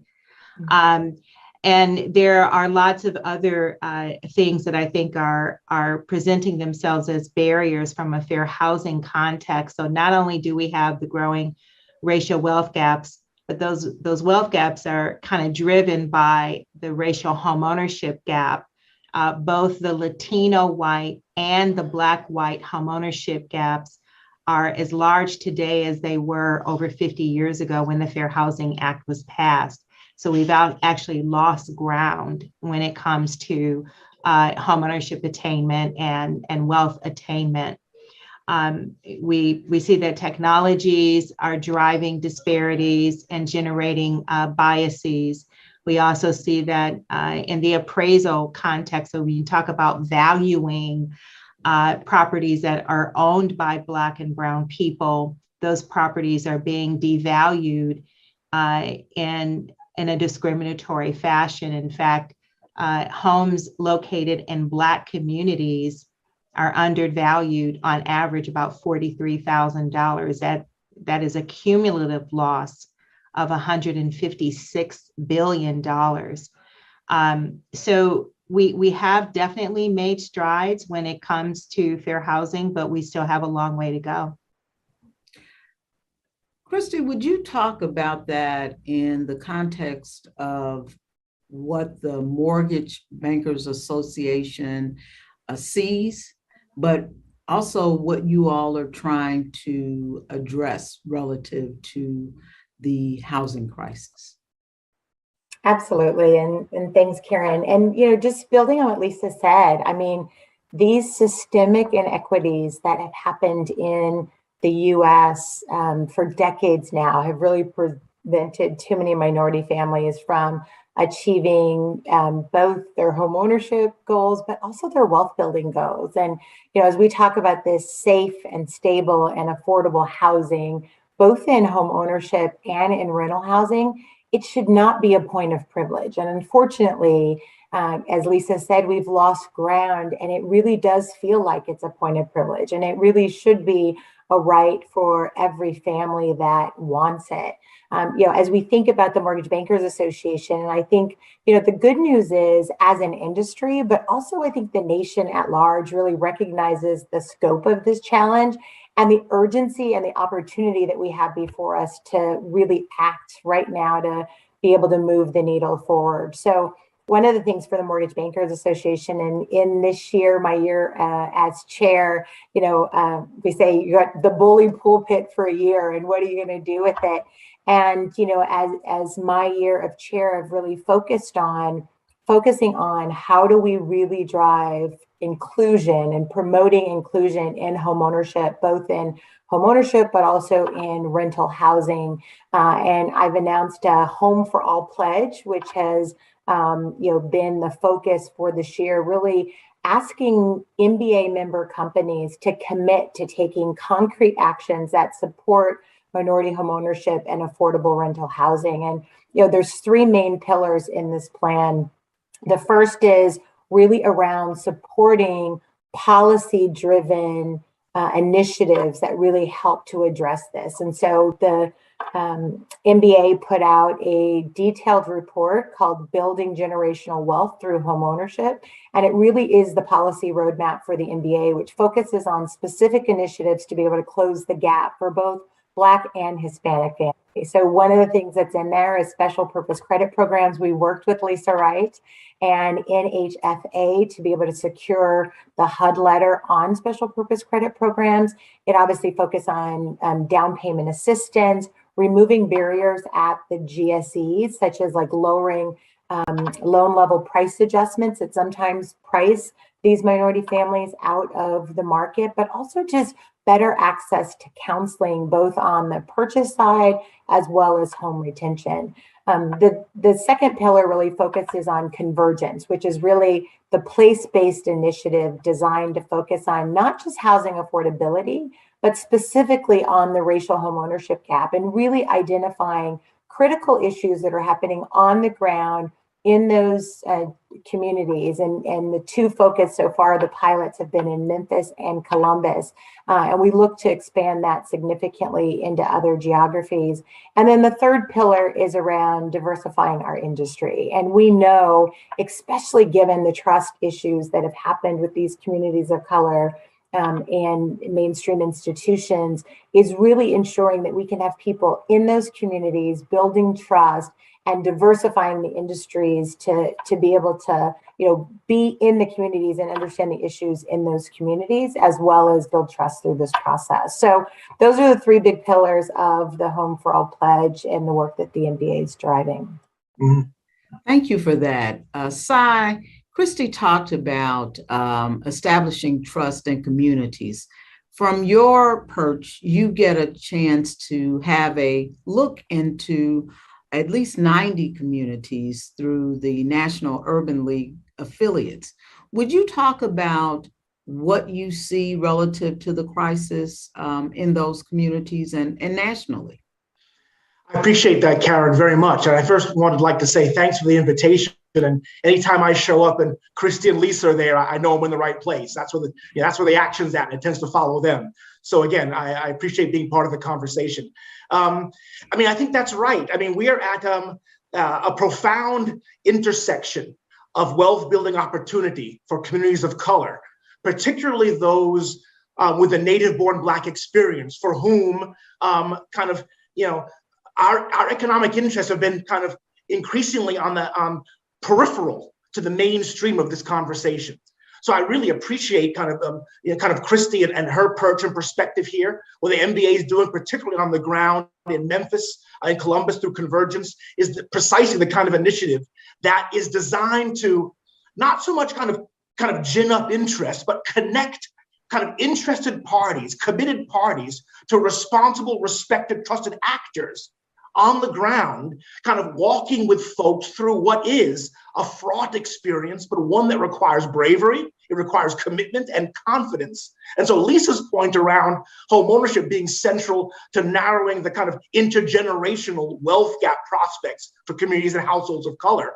For the Urban League, yes, we are a robust housing counseling, infrastructured industry. But for us, we really privilege and prioritize the kind of knowledge gap, the confidence gap, which kind of precedes the kind of racial wealth gap narrowing that we're all working towards. In many cases, Black America has to kind of, go back to the drawing board in many ways to build the knowledge base, the sophistication, the confidence to then be connected to some of the products and practices that Christy and her groups are bringing to the marketplace. So really, it's an intersection, a kind of push and pull in a very complex kind of formula that's built upon supply and demand. And we want to ensure during this kind of post-George Floyd awakening, Karen, that the opportunity to build wealth is kind of understood on fair terms. And we want to make sure the gains we've made in homeownership are able to be sustained equitably. And again, that's where we're working with both Lisa and Christy on making sure those bookends are firm, resolute, and make sense to the participants who find themselves in between. So you all have articulated very well the challenges that we face. And I would dare say that these challenges existed even before the pandemic. But if you add the pandemic to what you've just described, then in many communities, you almost have a disaster. Mm-hmm. Can you talk a bit about the federal government's response to the housing crisis and your thoughts about that as it relates to the opportunity to really look to recovery through a different lens? I'll just give my 2 cents because I think that is what should be our preeminent focus, particularly within a civil rights lens. I mean, interest rates, I mean, and Christy can speak about this more intimately, but are ticking up now. But, you know, for many quarters, you know, the ability to enter into, you know, a mortgage was an excellent economic bet. And it's something that our housing counseling infrastructure partners and advocates are really kind of, you know, pushing the messaging, launching campaigns to ensure folks know they're part of the ownership society, the American dream is front and foremost. And again, Christy's point around, you know, the devil being the details around products that are both suitable and affordable.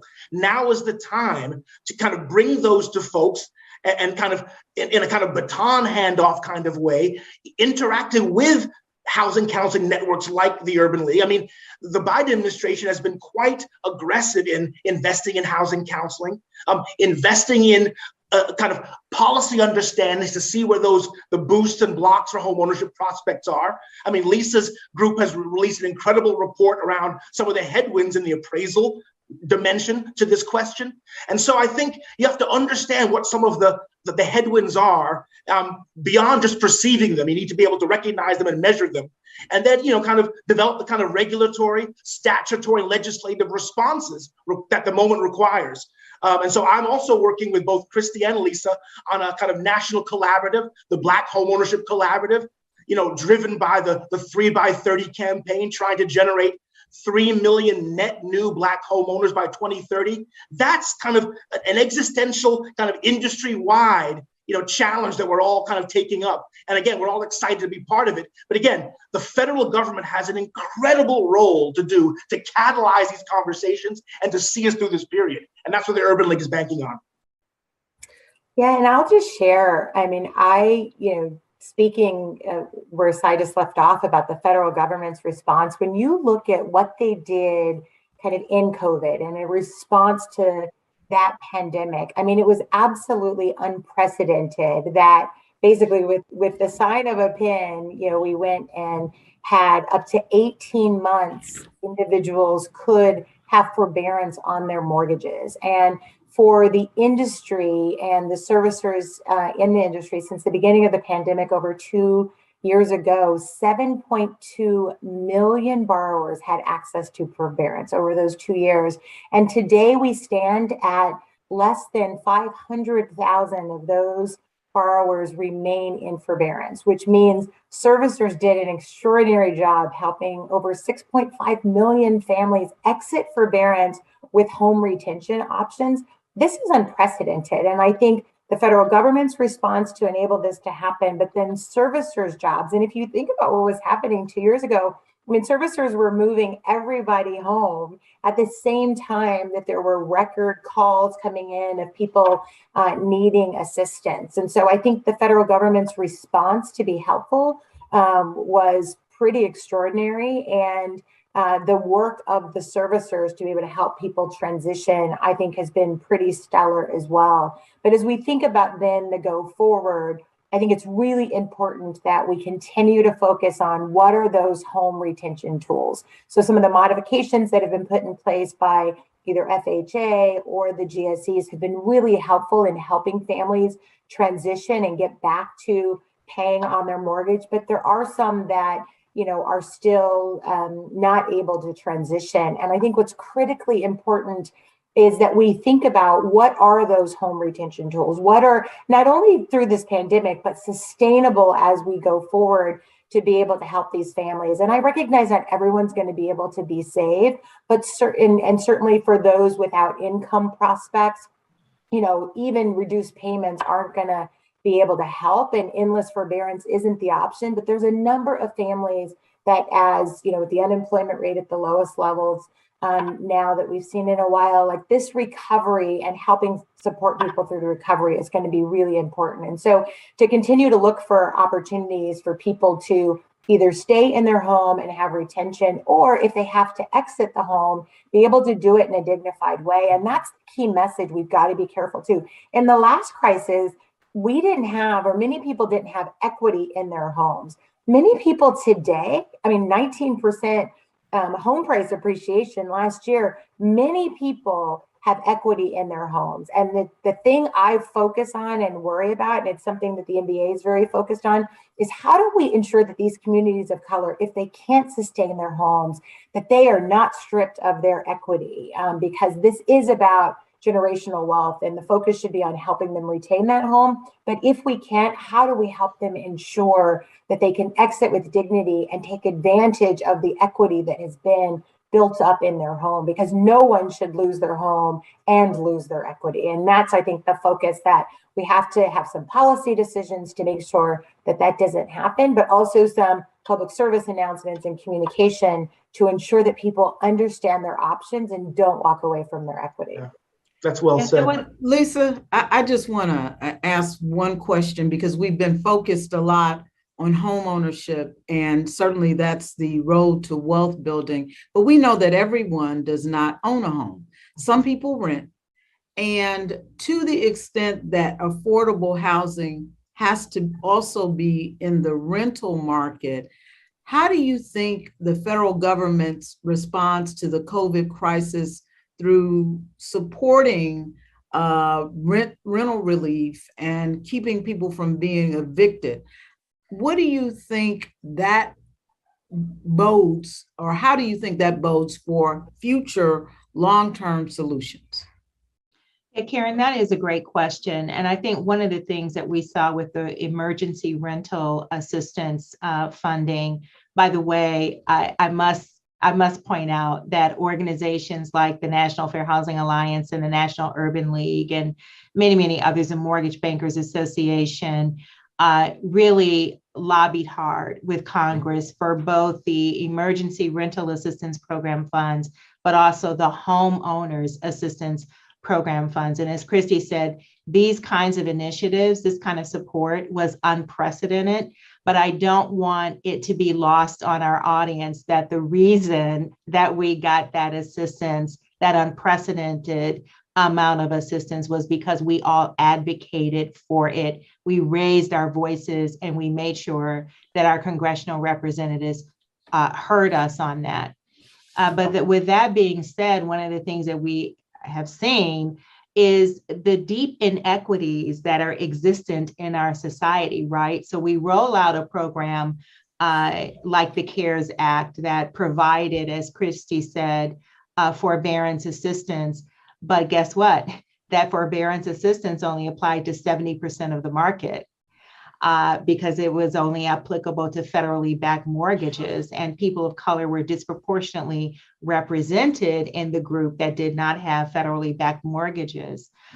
With the rental assistance program, it was great. Having the money was great, but the rollout of the program, once the states and the local jurisdictions got the money, the rollout was really, really slow. Now we are seeing in some communities, they've picked it up. The state of California, for example, is doing a wonderful job disseminating emergency rental assistance program funds. Cities like Chicago and New York are doing a great job, but there are many, many areas of the country where the municipalities are not doing a great job, Karen. And so the federal government has a role to play there to provide the assistance, the technical assistance that jurisdictions need to get that money out to people on the ground in the places where it is most needed. And the same thing it needs to happen with the Homeowners Assistance Fund. And I cannot not mention, since we're talking about rental housing, the fact that rental housing rates have appreciated so precipitously. We are just seeing a huge increase in rental housing rates. And part of that is brought on by institutional investors who are actually competing with owner occupants, with everyday, hardworking people. Those investors can bring cash to the table, and they're competing with families to purchase single family homes. But the thing is, once those investors purchase those single family homes, they turn it into rental housing and then jack up the rental rate. And then that adds more pressures to the marketplace and causes other landlords to raise their rent as well. So I do think that we need to see more investments in affordable housing. That is an area where we have really underinvested, particularly from the federal government. The federal government has to invest in the development of more affordable rental housing. And it also needs to come up with some kind of a response to tamp down these institutional investors that are making it really hard for everyday hardworking people. Karen, can I just make just a quick point, if I could, to jump in? Because absolutely, Si. Lisa's points are visionary, but I think something she said earlier in her comment, which is, some localities are slow to move. And are kind of far too pedestrian with the urgency around expending and deploying the federal dollars that have found their way through a block granting kind of framework. And the Urban League is concerned about recapture, rescission. These kind of concepts are not foreign in areas where there have been uneven deployment. And so again, the Urban League and others are ready, willing, and able and available to help localities solve the crisis, crack the nut, and deploy funds in the direction of households that are in need of them. But again, part of the administration's broader kind of complex strategy to ensure economic resilience. The Urban League is ready to step on the playing field. But where there's kind of delayed timing, there's risk there for all of us. So we've certainly done that in Chicago. And I know my colleagues all over the country have provided assistance with getting that money out of the door. I hate to be a conspiracy theorist, but how much of this do you think that some communities just don't care enough to have a sense of urgency? Well, that is definitely an issue. And we saw that with the Great Recession, right? And the hardest hit funds that were disseminated to many states. And the federal government, when it disseminated those hardest hit funds, made it clear that the block grant money should be used to help struggling homeowners. And we saw many states actually plug their budgets with that money instead of disseminate it to people who needed it. And that is why, Karen, we crafted the language in the CARES Act and the American Rescue Plan, all those different COVID bills. We carefully crafted the language so that the money had to be used in this targeted fashion. So you definitely have some municipalities who are not prioritizing this. And it is a shame, because what we're now seeing is that communities that did not prioritize getting out that emergency rental assistance funds, the Treasury Department is recapturing those funds, and then it is redistributing it to areas like the Chicagos, like the Californias that did a better job in getting that money out. And so then I would say to our audience, our listeners, if you live in a community where your city leaders did not prioritize getting that emergency rental assistance funds out to people who needed it, elections are coming up. Elections matter, and who you put in matters. We can't be just concerned about every 4 years, the presidential election. We have to be concerned about the local elections as well, because, they say all politics is local, but really, when it comes to disseminating this money, it happens at a local level. Absolutely. And that's one thing, Karen, if I could jump in a little, because that's one thing I think as we think about what the government response needs to be and how do we think about these programs as we move forward. I mean, one of the things that the NBA is very focused on is making sure there's some uniform eligibility requirement. And so take the $10 billion in that federal first generation down payment assistance grant program that is a part of the bill that I think it's gone through the House already, and that Chairman Waters really has focused on in the infrastructure bill. And one of the things that's critically important is the uniformity of dissemination. I agree with Lisa, and we say it all the time. Politics is local, housing is local. But what happens when you have 50 separate states having different approaches your conspiracy theory can end up being true, right? Where different states are distracted or aren't really focused on the money. If we could have the government be more prescriptive about a uniform approach, then certainly from an MBA standpoint and lenders, we could then implement one approach that we can push out to customers to make that easier for people to access. Obviously, we would still have to work through the states on that, but when you have to try to navigate 50 individual state programs, this ability to help people at mass and at scale, which is what I think these government programs are intending, it's more difficult to do. And then you have this state by state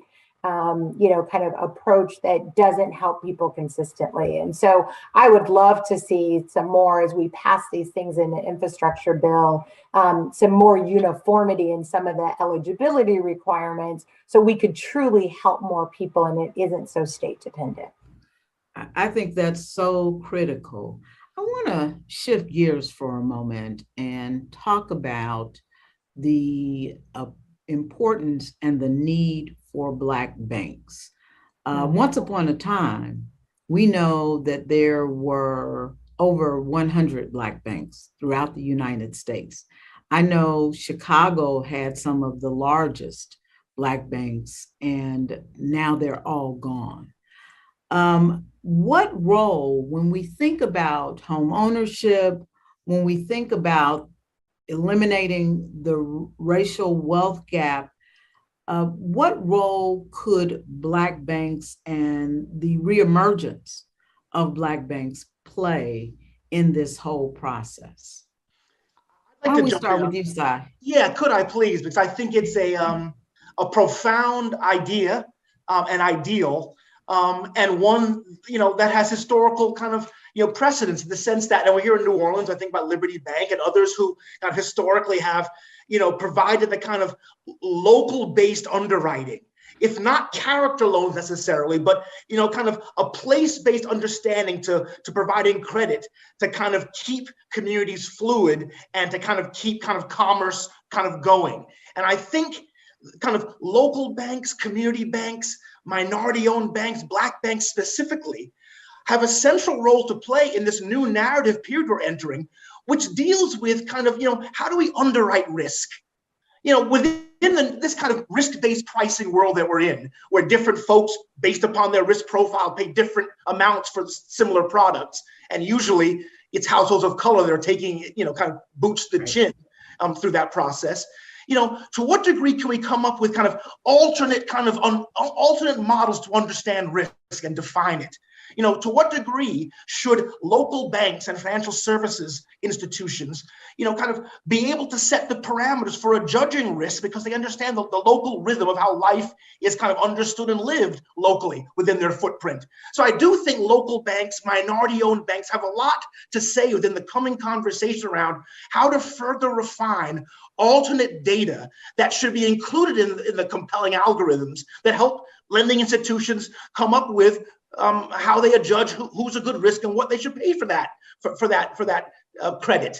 And so I do think that narrative is lacking an important stakeholder and partner with Black banks on the sidelines. And so, my boss, Mark Morial, has really been consistent talking about kind of, the dearth of Black banks and how we need to further invest, bringing our mainstream banking partners, bringing them to the table to want that as well. I think we have to continue to invest in those minority-led, minority-serving institutions that have an historic dog in this fight. And now is the time to really kind of, reimagine their role in this question.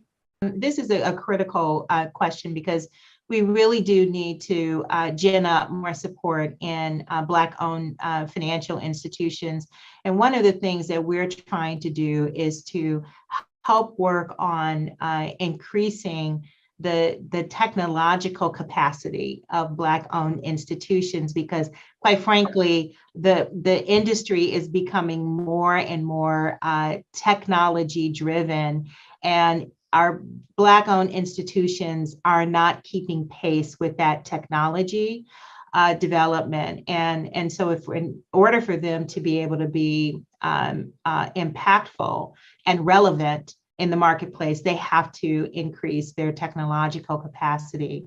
And I must say that I am buoyed by announcements from banks like Wells Fargo and Citigroup and others that have announced that they are making larger investments in Black-owned institutions. At Wells Fargo, we made an announcement in 2020 that we were going to invest in 13 MDIs and commit over $50 million to those Black-owned banks. And I mean, Sai really underscored how critical their role is. And it's very concerning that their number has declined over the years, but the role that they play in those communities to really help mainstream banks understand consumer credit and what the special products or credit characteristics or assessments could be is absolutely critical.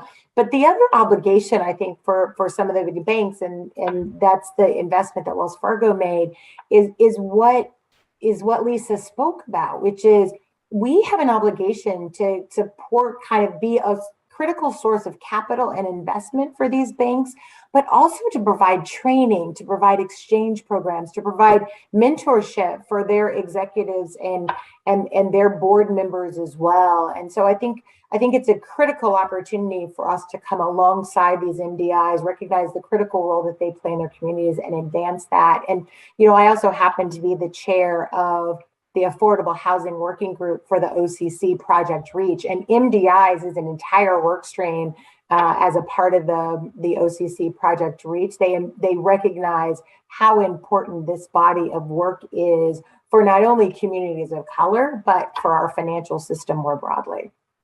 And Karen, let's not forget CDFIs. The Urban League has just launched its own CDFI, the Urban Empowerment Fund, and thanks to Wells for the early kind of ideation and getting that vehicle off the ground. So again, we're all on the same team, maybe wearing different jerseys, but we all want the same thing here.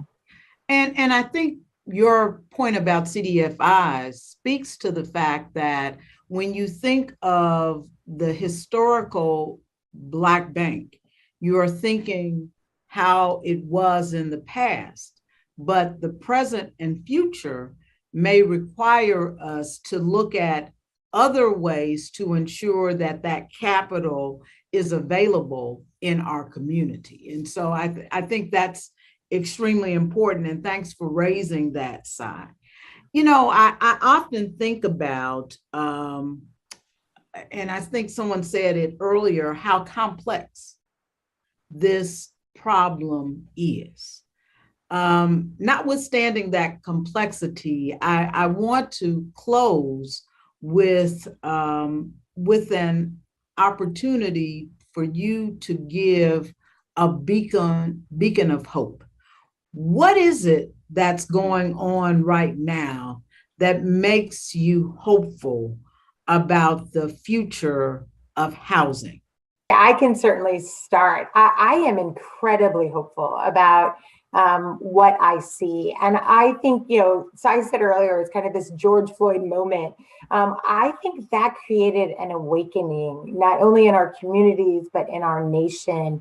And there's been companies who've been doing this work, Lisa's organization, the Urban Institute, the National Urban League, certainly, that have been doing this work for a long time. But I have never seen the alignment of all these organizations as people really are focused on how do we use our voice, how do we use our platforms, how do we advocate and speak up and recognize the urgency of this moment, but more importantly, the impact that we can make when we work together. I think there really is an urgency about how we move forward. And we have to champion this opportunity for change, but I feel like people are ready to go to work. And, I talked earlier about the Home for All pledge that I rolled out at the Mortgage Bankers Association. Over 270 member companies have actually already signed the pledge. And it's amazing to me, Karen, the conversations I'm having with people that are saying, my company's not in these communities of color. How do I get started? I want to be part of the solution. And so I think there's been an awakening in the mainstream. And I'm hopeful about when all of us focus and we're ready to do the work. We're passionate about this topic and have been for a while, but I've never seen the type of alignment and support that I have for people to want to lock arms and work together and lean in to bring real solutions to be able to help families realize this dream of homeownership. So I'm incredibly inspired by this common cause and common purpose that we're all stepping into this moment to act. I love this question. And I have to say, I knew that we had reached a pivotal moment when it comes to expanding access for people in communities of color, when it literally almost 2 years ago, lenders, and Chrissy, I have to say thank you because you were a part of this, joined the chorus of civil rights organizations calling for the Trump administration to not implement a really harmful rule that would have annihilated a key civil rights tool called disparate impact. And now I won't go through the problem of explaining what disparate impact is, but suffice it to say that without disparate impact, we cannot enforce civil rights laws. And up until that moment, Karen, almost to an institution, lenders were opposed to supporting a strong disparate impact rule. But the Trump administration put forward a rule that was so harmful and so deleterious and would have annihilated the use of disparate impact and would have annihilated the ability of civil rights organizations to do their work, that lender after lender, Wells Fargo, Citigroup, JP Morgan Chase, the Mortgage Bankers Association, the Housing Policy Council, Nationwide Insurance Company, institution after institution wrote to the Trump administration and said, no, let's stop. Let's put a pause on this.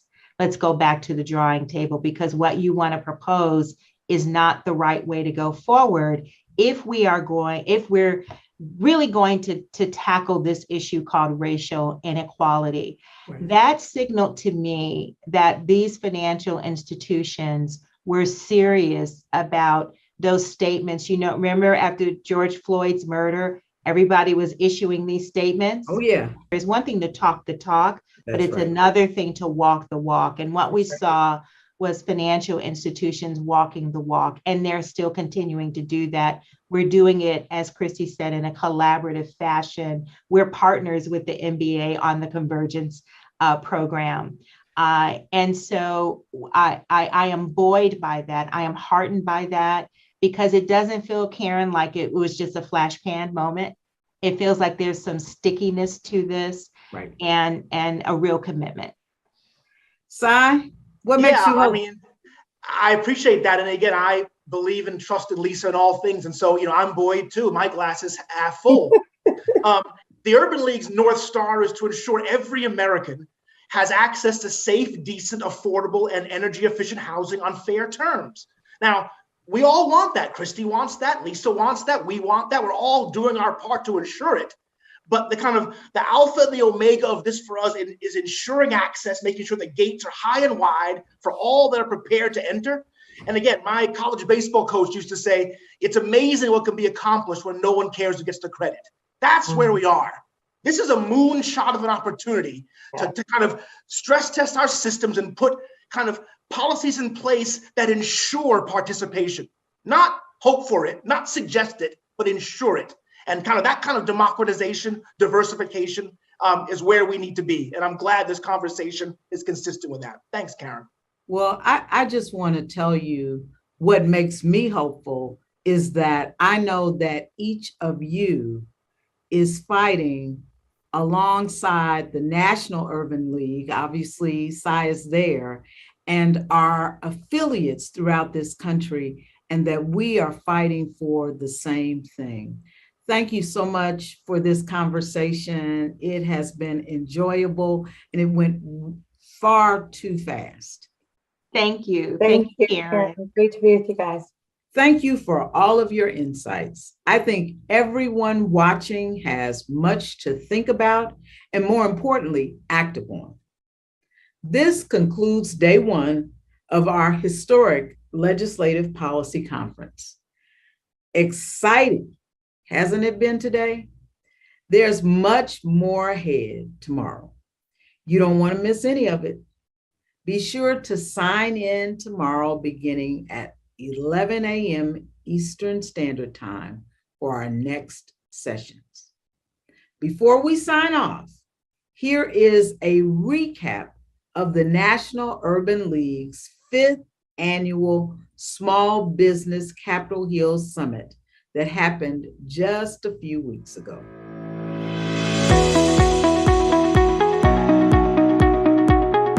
Welcome to the National Urban League's 5th annual Small Business Capitol Hill Virtual Summit, presented by our friends at Wells Fargo. I want to thank the hundreds of small business owners and entrepreneurs of color who are joining us today to learn about starting and growing a business. Capacity building is critical. A part of that strategically is building strong teams and joint ventures. It's up to us to ensure that we are being smart and savvy, and diversity and inclusivity are critical to this administration. We are really focused on how our government contracting and certification programs can really be a hand up to the firms looking towards a certification. We are really focused on how to advance equity of all of our firms. Always start with your story. Because that is your truth, not just as a small business owner, but also as a constituent, to bring to life your story in a way that, policy doesn't necessarily lend itself to. This year, I'm proud that we present our 2022 Congressional Champion Award to Senator Ben Cardin of the great state of Maryland. First and foremost, thank you so much for everything you have done. Now, I just got this award, and I am extremely humbled by getting this award, but I could not have gotten it if I didn't get that great help from the National Urban League. So you made this possible.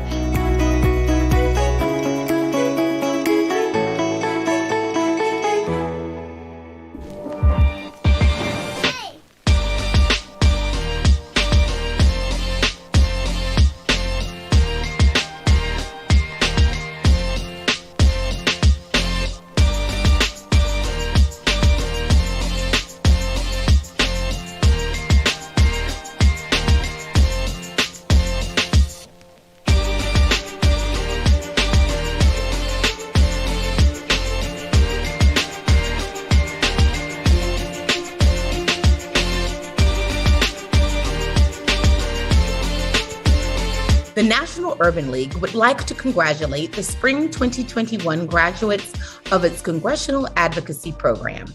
These leaders successfully completed a 6-month intensive certification program designed to expand their knowledge of congressional and grassroots advocacy and its application within the Urban League movement and beyond. Representing the National Urban League Young Professionals, we would like to congratulate Megan Benz, D'Angelo Blanchard, Kristen Bryant, Karen Burks, Kelly Doucette, Bayless Fittiman, Nicole Ham, Alicia Johnson, Christopher Johnson, Tara Martinez, Christopher Smitherman, Jamila White, Ashley Williams, and Henry Wynn. Representing the National Council of Urban League Guilds, we'd like to congratulate Doretha Jones.